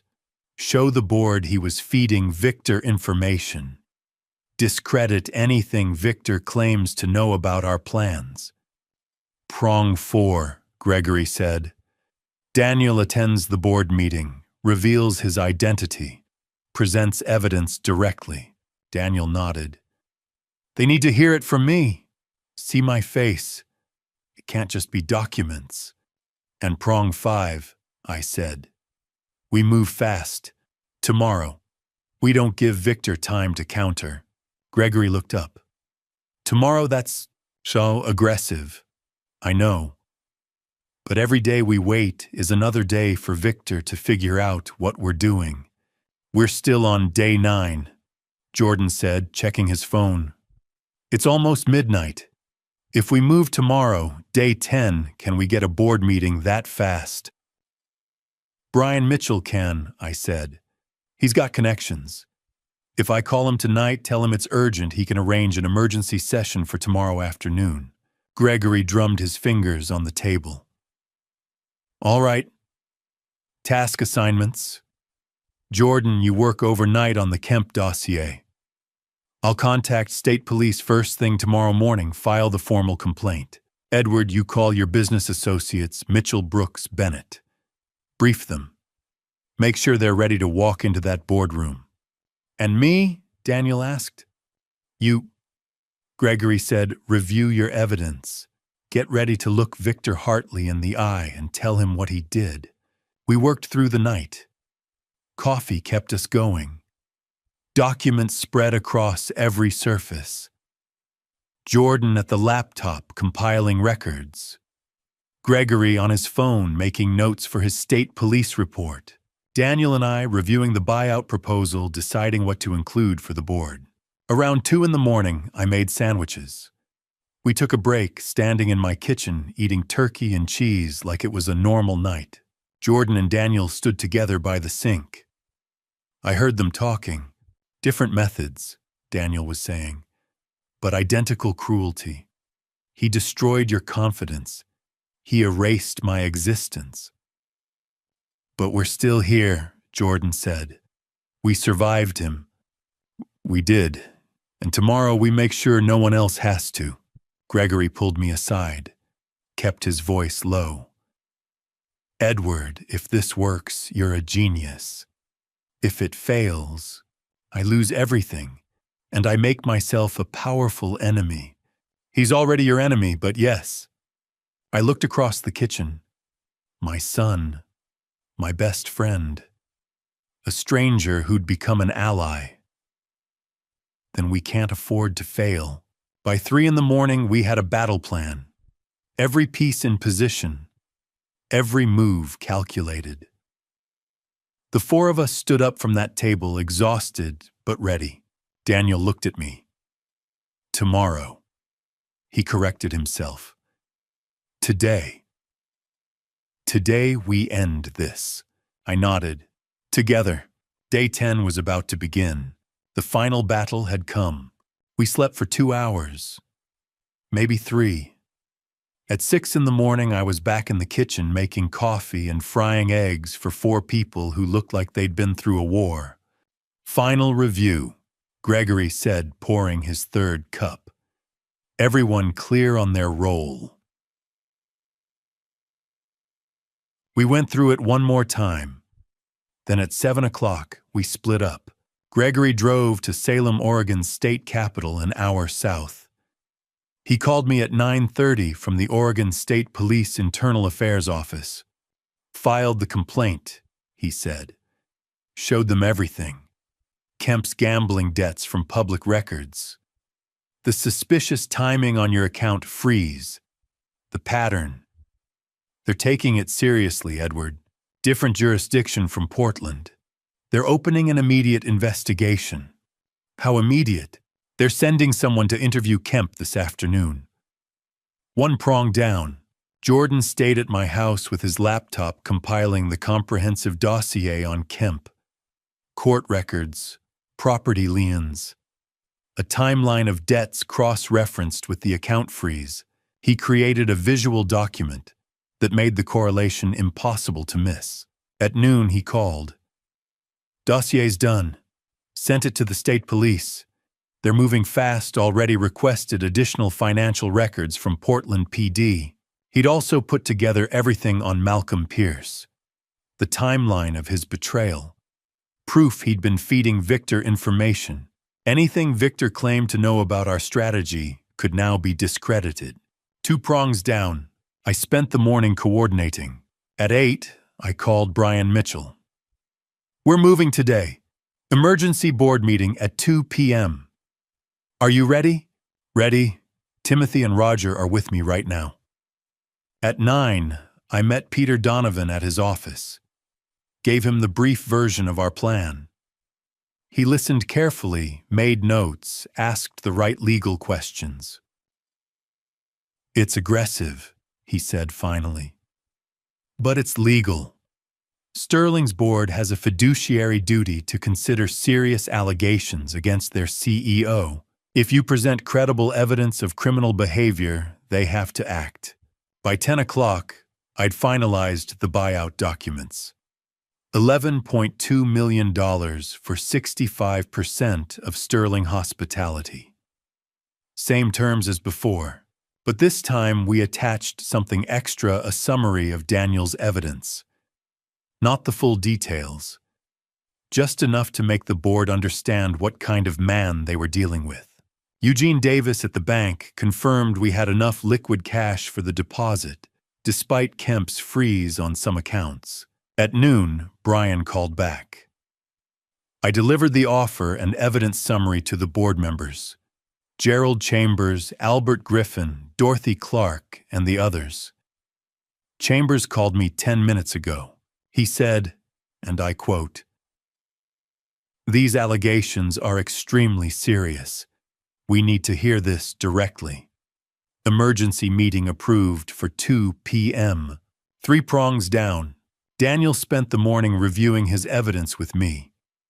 Derek Palmer's investigative reports, the bank transfers, the timeline, the photographs. We went through it methodically, making sure every piece was in order. What will you say? I asked him. The truth, exactly what happened. No embellishment, just facts. He was nervous. I could see it in the way he kept adjusting his tie, the way his hands trembled slightly when he held the folders. You've waited 10 years for this, I said. You're ready. He looked at me. What if I freeze? What if I see him and I can't speak? Then Jordan and I will be there. Gregory will be there. You're not alone. 4 prongs down. At noon, we reconvened at my house. The board had agreed. 2 o'clock at Sterling Hospitality headquarters. We put on suits and ties. I borrowed Jordan's spare jacket. Mine was too old, too worn for what we were about to do. Daniel organized his evidence into professional-looking folders. We reviewed one last time who would say what when. At 12:30, we drove to Sterling. Edward Jordan and Daniel in my truck. Gregory following in his own car. Brian, Timothy, and Roger would meet us there. The drive took 15 minutes. Nobody spoke much. Jordan stared out the window. Daniel kept his hands folded in his lap, still and controlled. Gregory drove behind us like an escort. We arrived at 1:45, parked in the visitor lot. I looked up at the building. 20 stories of glass and steel. The same building where I'd seen my son on his knees 9 days ago. Jordan looked at it too. Last time I was here, I left through the back exit, carrying a box of personal items. This time, I said, you walk in the front door, with me. Daniel stepped out of the truck. And with me, Gregory joined us. The four of us stood together in the parking lot. Looked at those glass doors. Ready? I asked. Jordan squeezed my shoulder. Together, Dad. We walked toward the entrance. Side by side. This was it. At 2:00, we walked into the executive boardroom on Sterling Hospitality's 3rd floor. The room was designed to intimidate long mahogany table that could seat 20 high-backed leather chairs, floor-to-ceiling glass windows, offering a panoramic view of Portland's skyline. The kind of room where empires were built and destroyed. The board of directors was already seated. Gerald Chambers occupied the head of the table. Board chairman, mid-60s, silver hair, combed back reading glasses perched on his nose. He had the bearing of someone who'd spent 40 years in corporate boardrooms. Albert Griffin sat to his right, the CFO, early 50s, with stacks of financial reports in front of him, and the weary look of a man who'd been carrying bad news for too long. Dorothy Clark, the independent director, sat across from Albert. Late 60s, sharp eyes, yellow legal pad covered in notes. She'd made her fortune in commercial real estate and didn't suffer fools. Charles Warren, Victor's personal lawyer, sat near the middle. 50-something expensive suit briefcase at his feet. He looked like he'd rather be anywhere else. Kevin Bradley, Victor's longtime business partner and fellow shareholder, sat with arms folded. Weathered face. The kind of man who'd built things with his hands before he started signing contracts. Eleanor Hartley, Victor's wife and major shareholder, sat rigid and elegant in a cream-colored suit. Her face was composed, but her hands were folded too tightly in her lap. 2 other board members filled out the table names. I'd learn later, faces that watched, but rarely spoke. And at the opposite end, from Gerald, Victor Hartley held court. Expensive charcoal suit, silk tie. The confidence of a man who believed he owned everything in the room, including the people. Brian Mitchell, Timothy Brooks, and Roger Bennett entered first. Professional, polished. They'd done this before. Gerald looked up over his glasses. Gentlemen, welcome. Thank you for agreeing to meet on such short notice. I understand Pacific Northwest Investment Group has a proposal for us. Thank you for your time, Brian said. We appreciate the board hearing us. Victor glanced at them with the mild interest of someone humoring children. He didn't see the threat yet. Then Jordan and I walked through the door. Victor's face went through 3 distinct changes. Surprise eyebrows raising, mouth opening slightly. Then anger, jaw tightening, eyes narrowing. Then forced control, a smile that didn't reach his eyes. What is he doing here? He pointed at me like I was something unpleasant he'd stepped in. Gerald adjusted his glasses. Mr. Foster represents Pacific Northwest Investment Group. They've submitted a formal buyout offer that this board is legally obligated to consider. Victor laughed. Not a chuckle, a full laugh. This is absurd. Gerald, that's just a contractor, a builder, and his... He looked at Jordan. His son. The one who couldn't cut it here. I met Victor's eyes, held his gaze, said absolutely nothing. Then I pulled out the chair beside Brian Mitchell and sat down. Calm, unhurried, Jordan sat next to me. Back straight, shoulders back. Not the man who'd left this building through the back exit with a box of personal items 9 days ago. Gentlemen, Gerald said firmly, let's maintain professional decorum. Mr. Mitchell, please present your proposal. Brian stood and opened a leather portfolio. Pacific Northwest Investment Group is offering $11.2 million for a 65% controlling stake in Sterling Hospitality. The terms are outlined in the documents before you. The board members examined their copies. Dorothy Clark made notes with a gold pen. Albert Griffin studied the numbers with the intensity of someone checking math on a life raft. Victor leaned back in his chair. We don't need outside investment. Sterling Hospitality is perfectly stable financially. This is a waste of the board's time. Albert Griffin set down the proposal, looked at Victor, then at the rest of the board. "No, Victoria," he said quietly. "I think we need to have an honest conversation about our financial situation. Albert, the board deserves the truth." Albert's voice was steady, but his hands shook slightly. Sterling Hospitality currently owes $18.5 million to various creditors. We have 4 major projects that have failed in the last 18 months. Payroll has been delayed twice this quarter. Our banking consortium is demanding full payment within 60 days, or they begin foreclosure proceedings. Victor's face turned red. Those are temporary cash flow issues. We have major contracts pending that will resolve everything. Dorothy Clark set down her pen with a sharp click. "What contracts, Victor, that I serve on this board? I review quarterly reports. I haven't seen a single new contract proposal in 6 months. We're in active negotiations with whom?"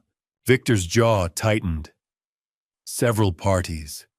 Confidential at this stage." Gerald held up his hand.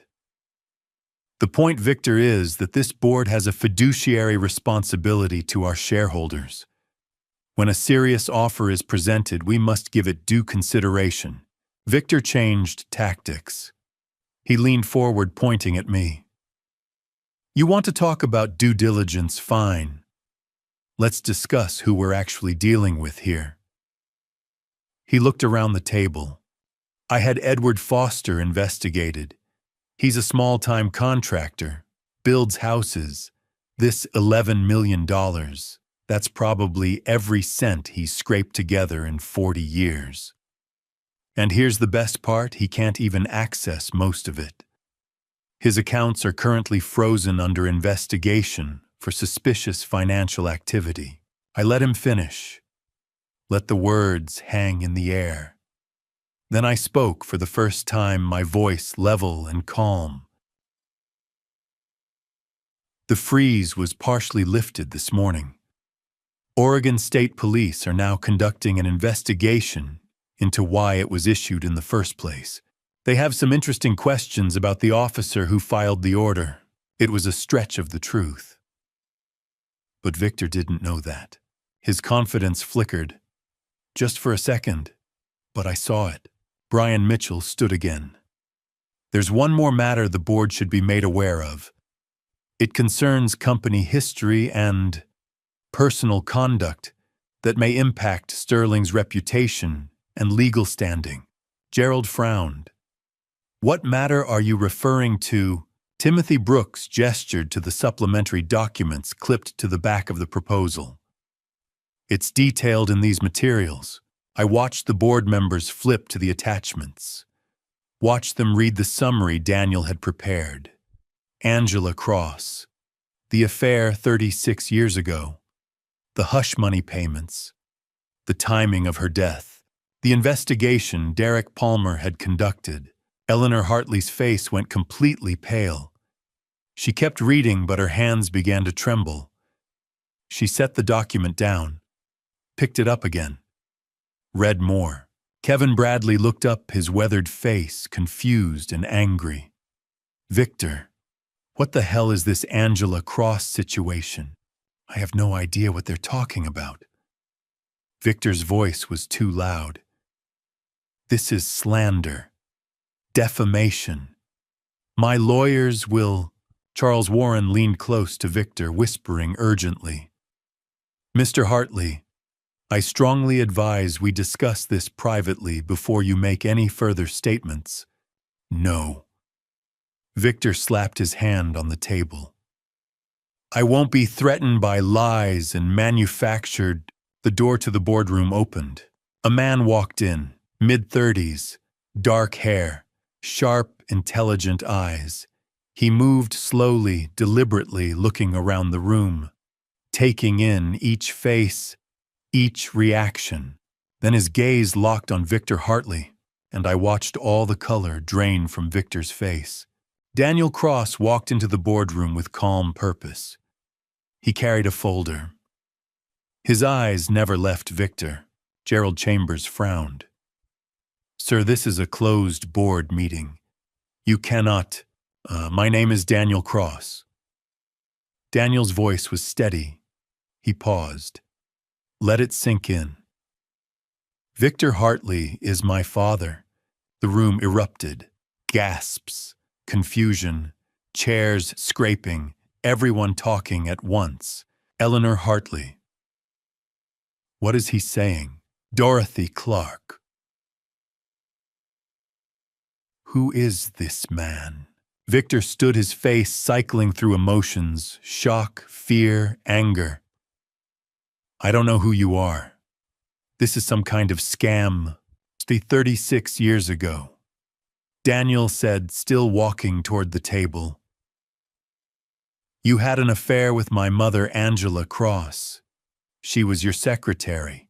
She got pregnant. You paid her $50,000 to disappear and never contact you again." He placed the folder on the table, pushed it toward the board members. DNA test. Birth certificate showing Angela Cross as mother-father listed as unknown. Bank records showing 36 years of monthly payments from your shell company, Cascade Holdings, to my mother. $2,000 every month to keep her silent. The board members opened the folder, passed documents between them. Kevin Bradley examined the DNA test. "This looks legitimate. It's forged." Victor's voice rose. "He's lying. This is a conspiracy between him and Foster to blackmail me."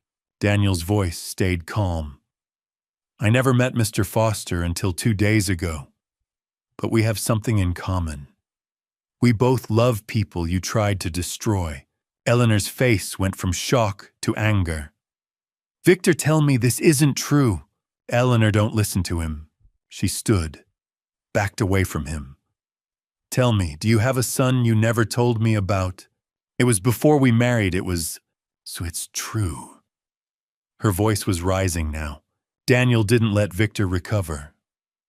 "But I'm not here just to tell you I'm your son. I'm here because 10 years ago my mother died in a car accident." The room went silent, everyone listening. His voice stayed controlled, but I could hear the emotion underneath. 3 days before she died, she called Victor. I heard that conversation.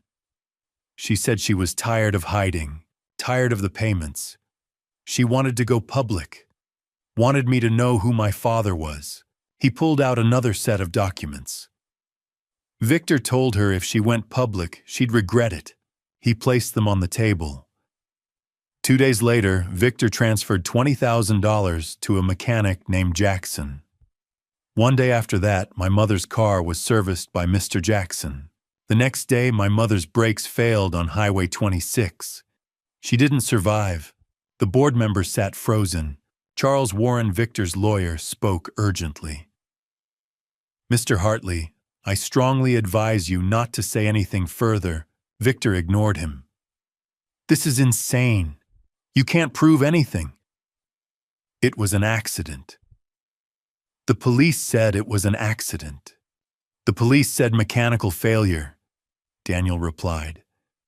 "Because that's what it looked like. But I hired a private investigator." He tapped the folder. "Bank transfer from your shell company to Mr. Jackson." Jackson's sealed affidavit admitting he was paid to sabotage the brake line. Photographs of you meeting Jackson 1 week before my mother died. A timeline showing it all. Dorothy Clark read the documents, her hand covering her mouth. "Oh my God." Albert Griffin looked up. "Victor, is this true?" Lies, all lies. He's conspiring with Foster to ruin me. Daniel's voice rose for the first time. You took my mother's life. You erased me. You paid someone to ensure she couldn't stop her car. Eleanor sat down hard. Looked at Victor like he was a stranger. Kevin Bradley stood. Victor, I can't be part of this. I resigned from the board, effective immediately. Gerald Chambers cleared his throat. Mr. Hartley, in light of these allegations, I move for immediate suspension pending investigation. I second, Dorothy Clark said. Victor looked around the table desperately. Charles, do something. Charles Warren was packing his briefcase. I'm your attorney, Victor, not your accomplice. I advise you to remain silent and hire criminal defense counsel. And this is my company. My father founded this company. I stood. Spoke for the first time since Daniel entered. Not anymore. Everyone turned to look at me. I kept my voice calm. The board has a choice. Accept Pacific Northwest Investment Group's $11.2 million offer take on the debt restructure and save 140 jobs. Or watch the banks foreclose in 60 days and everyone loses everything. Gerald looked at Victor, then at me. Mr. Hartley, do you have a counteroffer? This is extortion. They're blackmailing. Do you have a counteroffer? Victor had nothing. Then I call for a vote. Gerald looked around the table. All in favor of accepting Pacific Northwest Investment Group's offer and transferring 65% ownership to them. One by one, hands went up. Dorothy, Albert, Gerald himself. One motion passes. Gerald extended his hand to me. Mr. Foster, sterling hospitality is yours. I shook his hand, looked at Victor. One more thing. My son Jordan Foster will serve as Chief Operating Officer, effective immediately. Victor opened his mouth, but no words came out. Victor Hartley stood at that boardroom table surrounded by people who'd once feared him. Now they looked at him with disgust, fear, and betrayal. Eleanor had moved to the far end of the room. Daniel Cross stood facing him, the son he'd erased, now the man who'd exposed him. Jordan squeezed my hand under the table. We'd won. 6 months had passed since that boardroom confrontation. 6 months since Victor Hartley's empire crumbled. 6 months since justice, real justice, had been served. It was Sunday morning again, 8 o'clock, and I was back in my kitchen, standing at the same stove where this story began, cooking the same breakfast I'd made countless times before: eggs, bacon, toast. But everything was different now. Coffee's ready, Dad, Jordan said, setting 2 mugs on the table. He moved with an ease I hadn't seen in years, maybe ever. The weight he'd carried for so long was gone. Thanks, son. I plated the eggs and brought them to the table. Emma should be here any minute. Yeah, a small smile crossed his face. I think she's nervous about meeting you officially. She's been here 3 times already. For dinner. This is Sunday breakfast. That's different. He was right. Sunday breakfast had always been our tradition. Susan's tradition, really. She'd insisted on it when Jordan was young, no matter how busy the week got. Sunday morning was family time. After she passed, Jordan and I had kept it going, even during those dark 9 days when he was trapped at Sterling. I'd still made breakfast every Sunday, alone in this kitchen, hoping he'd come home. The doorbell rang. Jordan stood quickly, smoothing his shirt. I'll get it. I listened to him greet Emma at the door, heard her laugh at something he said. When they came into the kitchen, I saw what Jordan saw in her. Emma Richardson was 30, a nurse at Providence, Portland. She had kind eyes and a genuine smile, no artifice, no calculation. The exact opposite of Caroline in every way that mattered. Mr. Foster, she said warmly. Thank you for having me. It's Edward, please. And you're welcome here anytime. I meant it. After everything Jordan had been through, seeing him with someone who treated him with simple respect and kindness felt like witnessing a miracle. We sat down to eat, and the conversation flowed naturally. Emma asked about the Morrison project, the 40-unit affordable housing complex we were finishing on the east side. She'd grown up in that neighborhood, she said. Her parents still lived there. We're cutting the ribbon next month, Jordan told her. You should come. Bring your folks. They'd love that. Emma looked at me. Jordan says you're only working part-time now. Advisor role. I confirmed. Jordan runs foster hospitality day to day. I just show up when he needs someone to argue with. Which is never, Jordan said. You built something good, Dad. I'm just trying not to mess it up. You're not messing it up. You're making it better. And he was. In 6 months, Jordan had transformed Sterling Hospitality, now Foster Hospitality, into something Susan would have been proud of. The culture had changed completely. Fair wages, ethical practices, respect up and down the chain of command. Henry Tucker, the maintenance worker who'd shown Jordan kindness during those awful 9 days, was now director of facilities. The board included Brian Mitchell, Timothy Brooks, and Roger Bennett, good people who'd stood with us from the beginning. The company's new focus wasn't just profit. It was community. Affordable housing, ethical hotels, projects that actually helped people. All 140 jobs had been saved. Improved, really. After breakfast, Emma and Jordan went for a walk along the river. I watched them go, then returned to the kitchen to clean up. As I washed the dishes, my eyes drifted to the photo of Susan on the counter, the same one I'd looked at during those dark days when I didn't know if I could save Jordan. We did it, sweetheart, I whispered. We got him back. I thought about Victor Hartley. He'd lost everything, the company first. Then Eleanor divorced him, taking most of what remained. The criminal investigation into Angela Cross's death was ongoing. Daniel's evidence had given prosecutors enough to move forward. Victor's reputation in Portland's business community was destroyed. He'd tried to fight back, at first hiring expensive lawyers and spinning stories to the press, but the evidence was overwhelming. Eventually, even his lawyers had advised him to stay quiet. Caroline had divorced Jordan 3 months ago.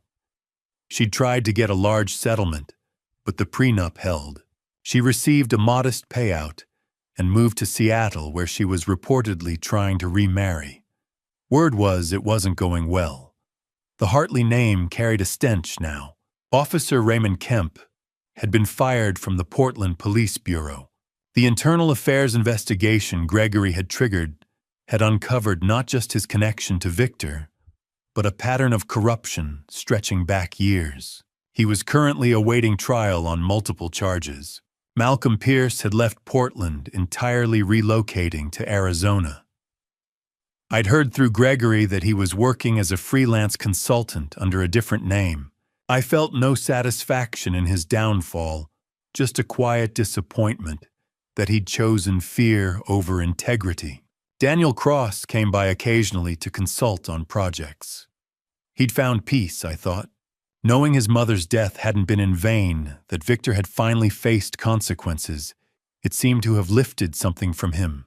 He'd legally changed his last name from Hartley to Cross, his mother's name. I want to honor her, he'd told me. Not him. The kitchen was clean now. I poured myself another cup of coffee and sat at the table looking around the room. This kitchen, this house, I'd nearly lost it all, the house, the savings, everything I'd built over 42 years of careful work. $11.2 million.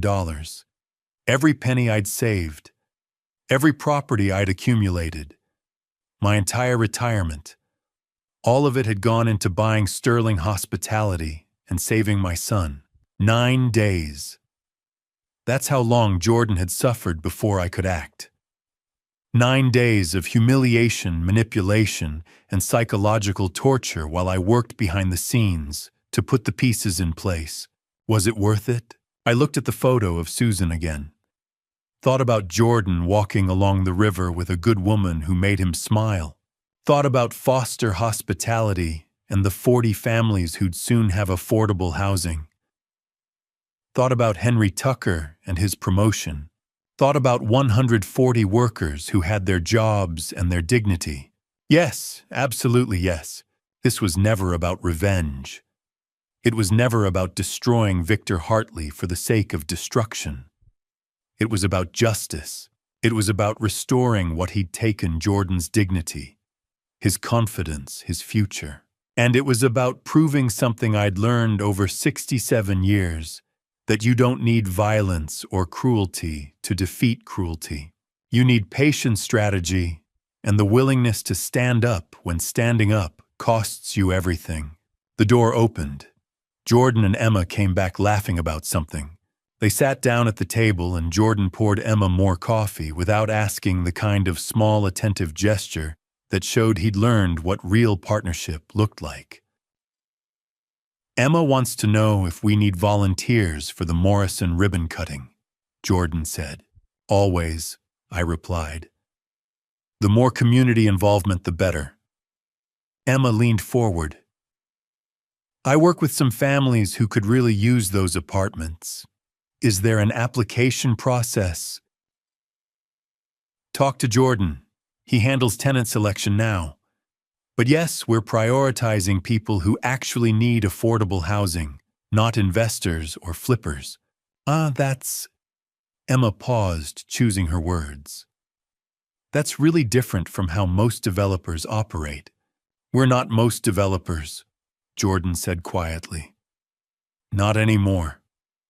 After they left, Jordan was driving Emma to her shift at the hospital. I found myself alone in the kitchen again. The Sunday morning sun slanted through the windows, warming the room. Everything was quiet, peaceful. My phone buzzed with a text from Gregory Kemp's trial starts next month. They want you to testify.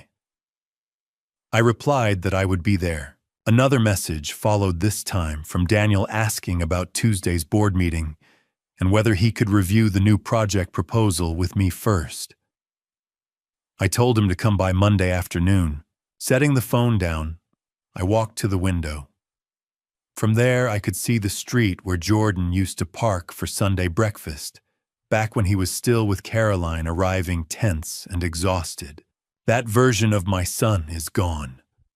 The man who left this morning with Emma, confident, happy, purposeful, is who he has always been beneath Victor's manipulation and Caroline's cruelty. I spent 42 years building financial security, working long days, saving carefully, investing wisely, planning for a comfortable retirement. Then I gave it up in 9 days to save my son. Some might think I am foolish starting over at 67 with almost nothing in the bank. They would be wrong about the nothing. I have everything that matters. I have my son back, the real Jordan, not the broken man Victor tried to shape. I have a business guided by principles Susan would respect. I have the knowledge that 140 families can pay their bills because we saved their jobs. I have Sunday breakfasts in this kitchen, and perhaps soon a daughter-in-law who treats him with the respect he deserves. I have justice, not revenge, but justice. Victor Hartley now faces criminal charges for what he did to Angela Cross. The legal system will deal with him. That is what justice means: accountability, through proper channels, not personal vendetta. I do not need to act further. I picked up Susan's photograph. We shared 40 years of marriage. It has been 23 years since cancer took her. Yet when I face hard choices, I still hear her voice. Protect our boy, no matter the cost. I told her softly that I had protected him and would do it again. The kitchen was warm and quiet. Outside, Portland was waking cars, passing neighbors, walking dogs, life moving on. Inside, I felt a peace I had not known in months. It was the peace that comes from walking through fire and emerging with integrity intact, from spending everything and discovering you are richer than before. My phone buzzed again. Jordan thanked me for breakfast and said Emma liked me. He would see me at the office tomorrow. I told him she was good for him and not to let her go. He replied immediately, not a chance. I looked around the kitchen. It had witnessed Susan's laughter, Jordan's childhood, long Sunday mornings, the dark days after her death, and the terrible call from Sterling's loading dock when my son was broken and humiliated. Now it held a new beginning. The room looked unchanged, yet everything was different. When I make Sunday breakfast now, I am not repeating an old habit. I am celebrating victory, not merely over Victor, but over the belief that power and money always prevail, that good people should stay silent, that one person cannot challenge a corrupt system.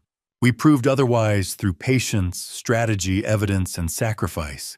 I think of others trapped as Jordan was manipulated by their own Victor Hartleys, believing they must endure humiliation because the alternative seems impossible. There is always a choice. It may be costly and sleepless, but it exists. Dignity is not taken. It is surrendered, and it can always be reclaimed. I washed my mug and set it away. Standing before Susan's photo once more, I told her we had raised a good man, and now he could live fully as himself. The sun rose higher. Tomorrow I would review Daniel's proposal. Tuesday I would attend the meeting. Next month I would watch families receive keys to homes they could afford. But today I would sit in this kitchen, grateful. I kissed Susan's photo and whispered that we had done well. Outside, Portland carried on its ordinary Sunday. Inside, I sat with my memories and my hard-won peace. The story that began here with breakfast and a terrible call had come full circle.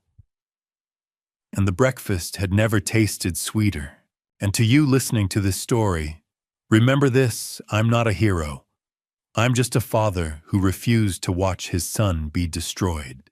This family story taught me that sometimes love demands everything you have: your savings, your security, your comfortable retirement.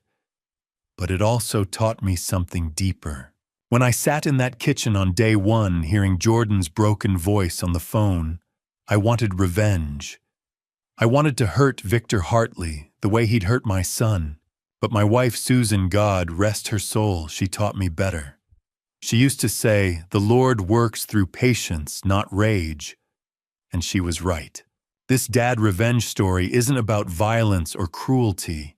It's about strategic justice, about dismantling evil through evidence and integrity, not through becoming evil yourself. Don't be like me in one way. Don't wait until your loved ones are broken before you act. If you see injustice happening, speak up early. Use your voice before the damage goes too deep. But do be like me in this: never give up on the people you love. Never accept that power and money always win. This family story proves that ordinary people can stand against corruption when they're willing to pay the price. My dad revenge wasn't about destruction. It was about restoration. Jordan's dignity. Angela Cross's memory. Justice for everyone Victor ever crushed. Looking back now, I realize this wasn't just about saving Jordan. It was about showing him, and maybe showing you, that integrity still matters. That patience and strategy can defeat cruelty. That one person armed with truth and willing to sacrifice everything can change the outcome. Would I do it again? In a heartbeat. Because some things, family, dignity, justice, are worth more than any retirement account. If this family story moved you, if you faced your own battles against powerful people who thought they were untouchable, share this video. Leave a comment telling me your story. Subscribe to this channel, because every week I bring you real stories about ordinary people doing extraordinary things when pushed to their limits. Thank you for staying with me to the end of this journey. Thank you for listening to a father's fight for his son. And one final note, the stories on this channel contain some fictionalized elements created for educational purposes. If this type of content isn't for you, please feel free to explore other videos that better suit your preferences. But if you believe in justice, dignity, and the power of standing up for what's right, then you're in the right place. Until next time, remember, dignity isn't given, it's claimed.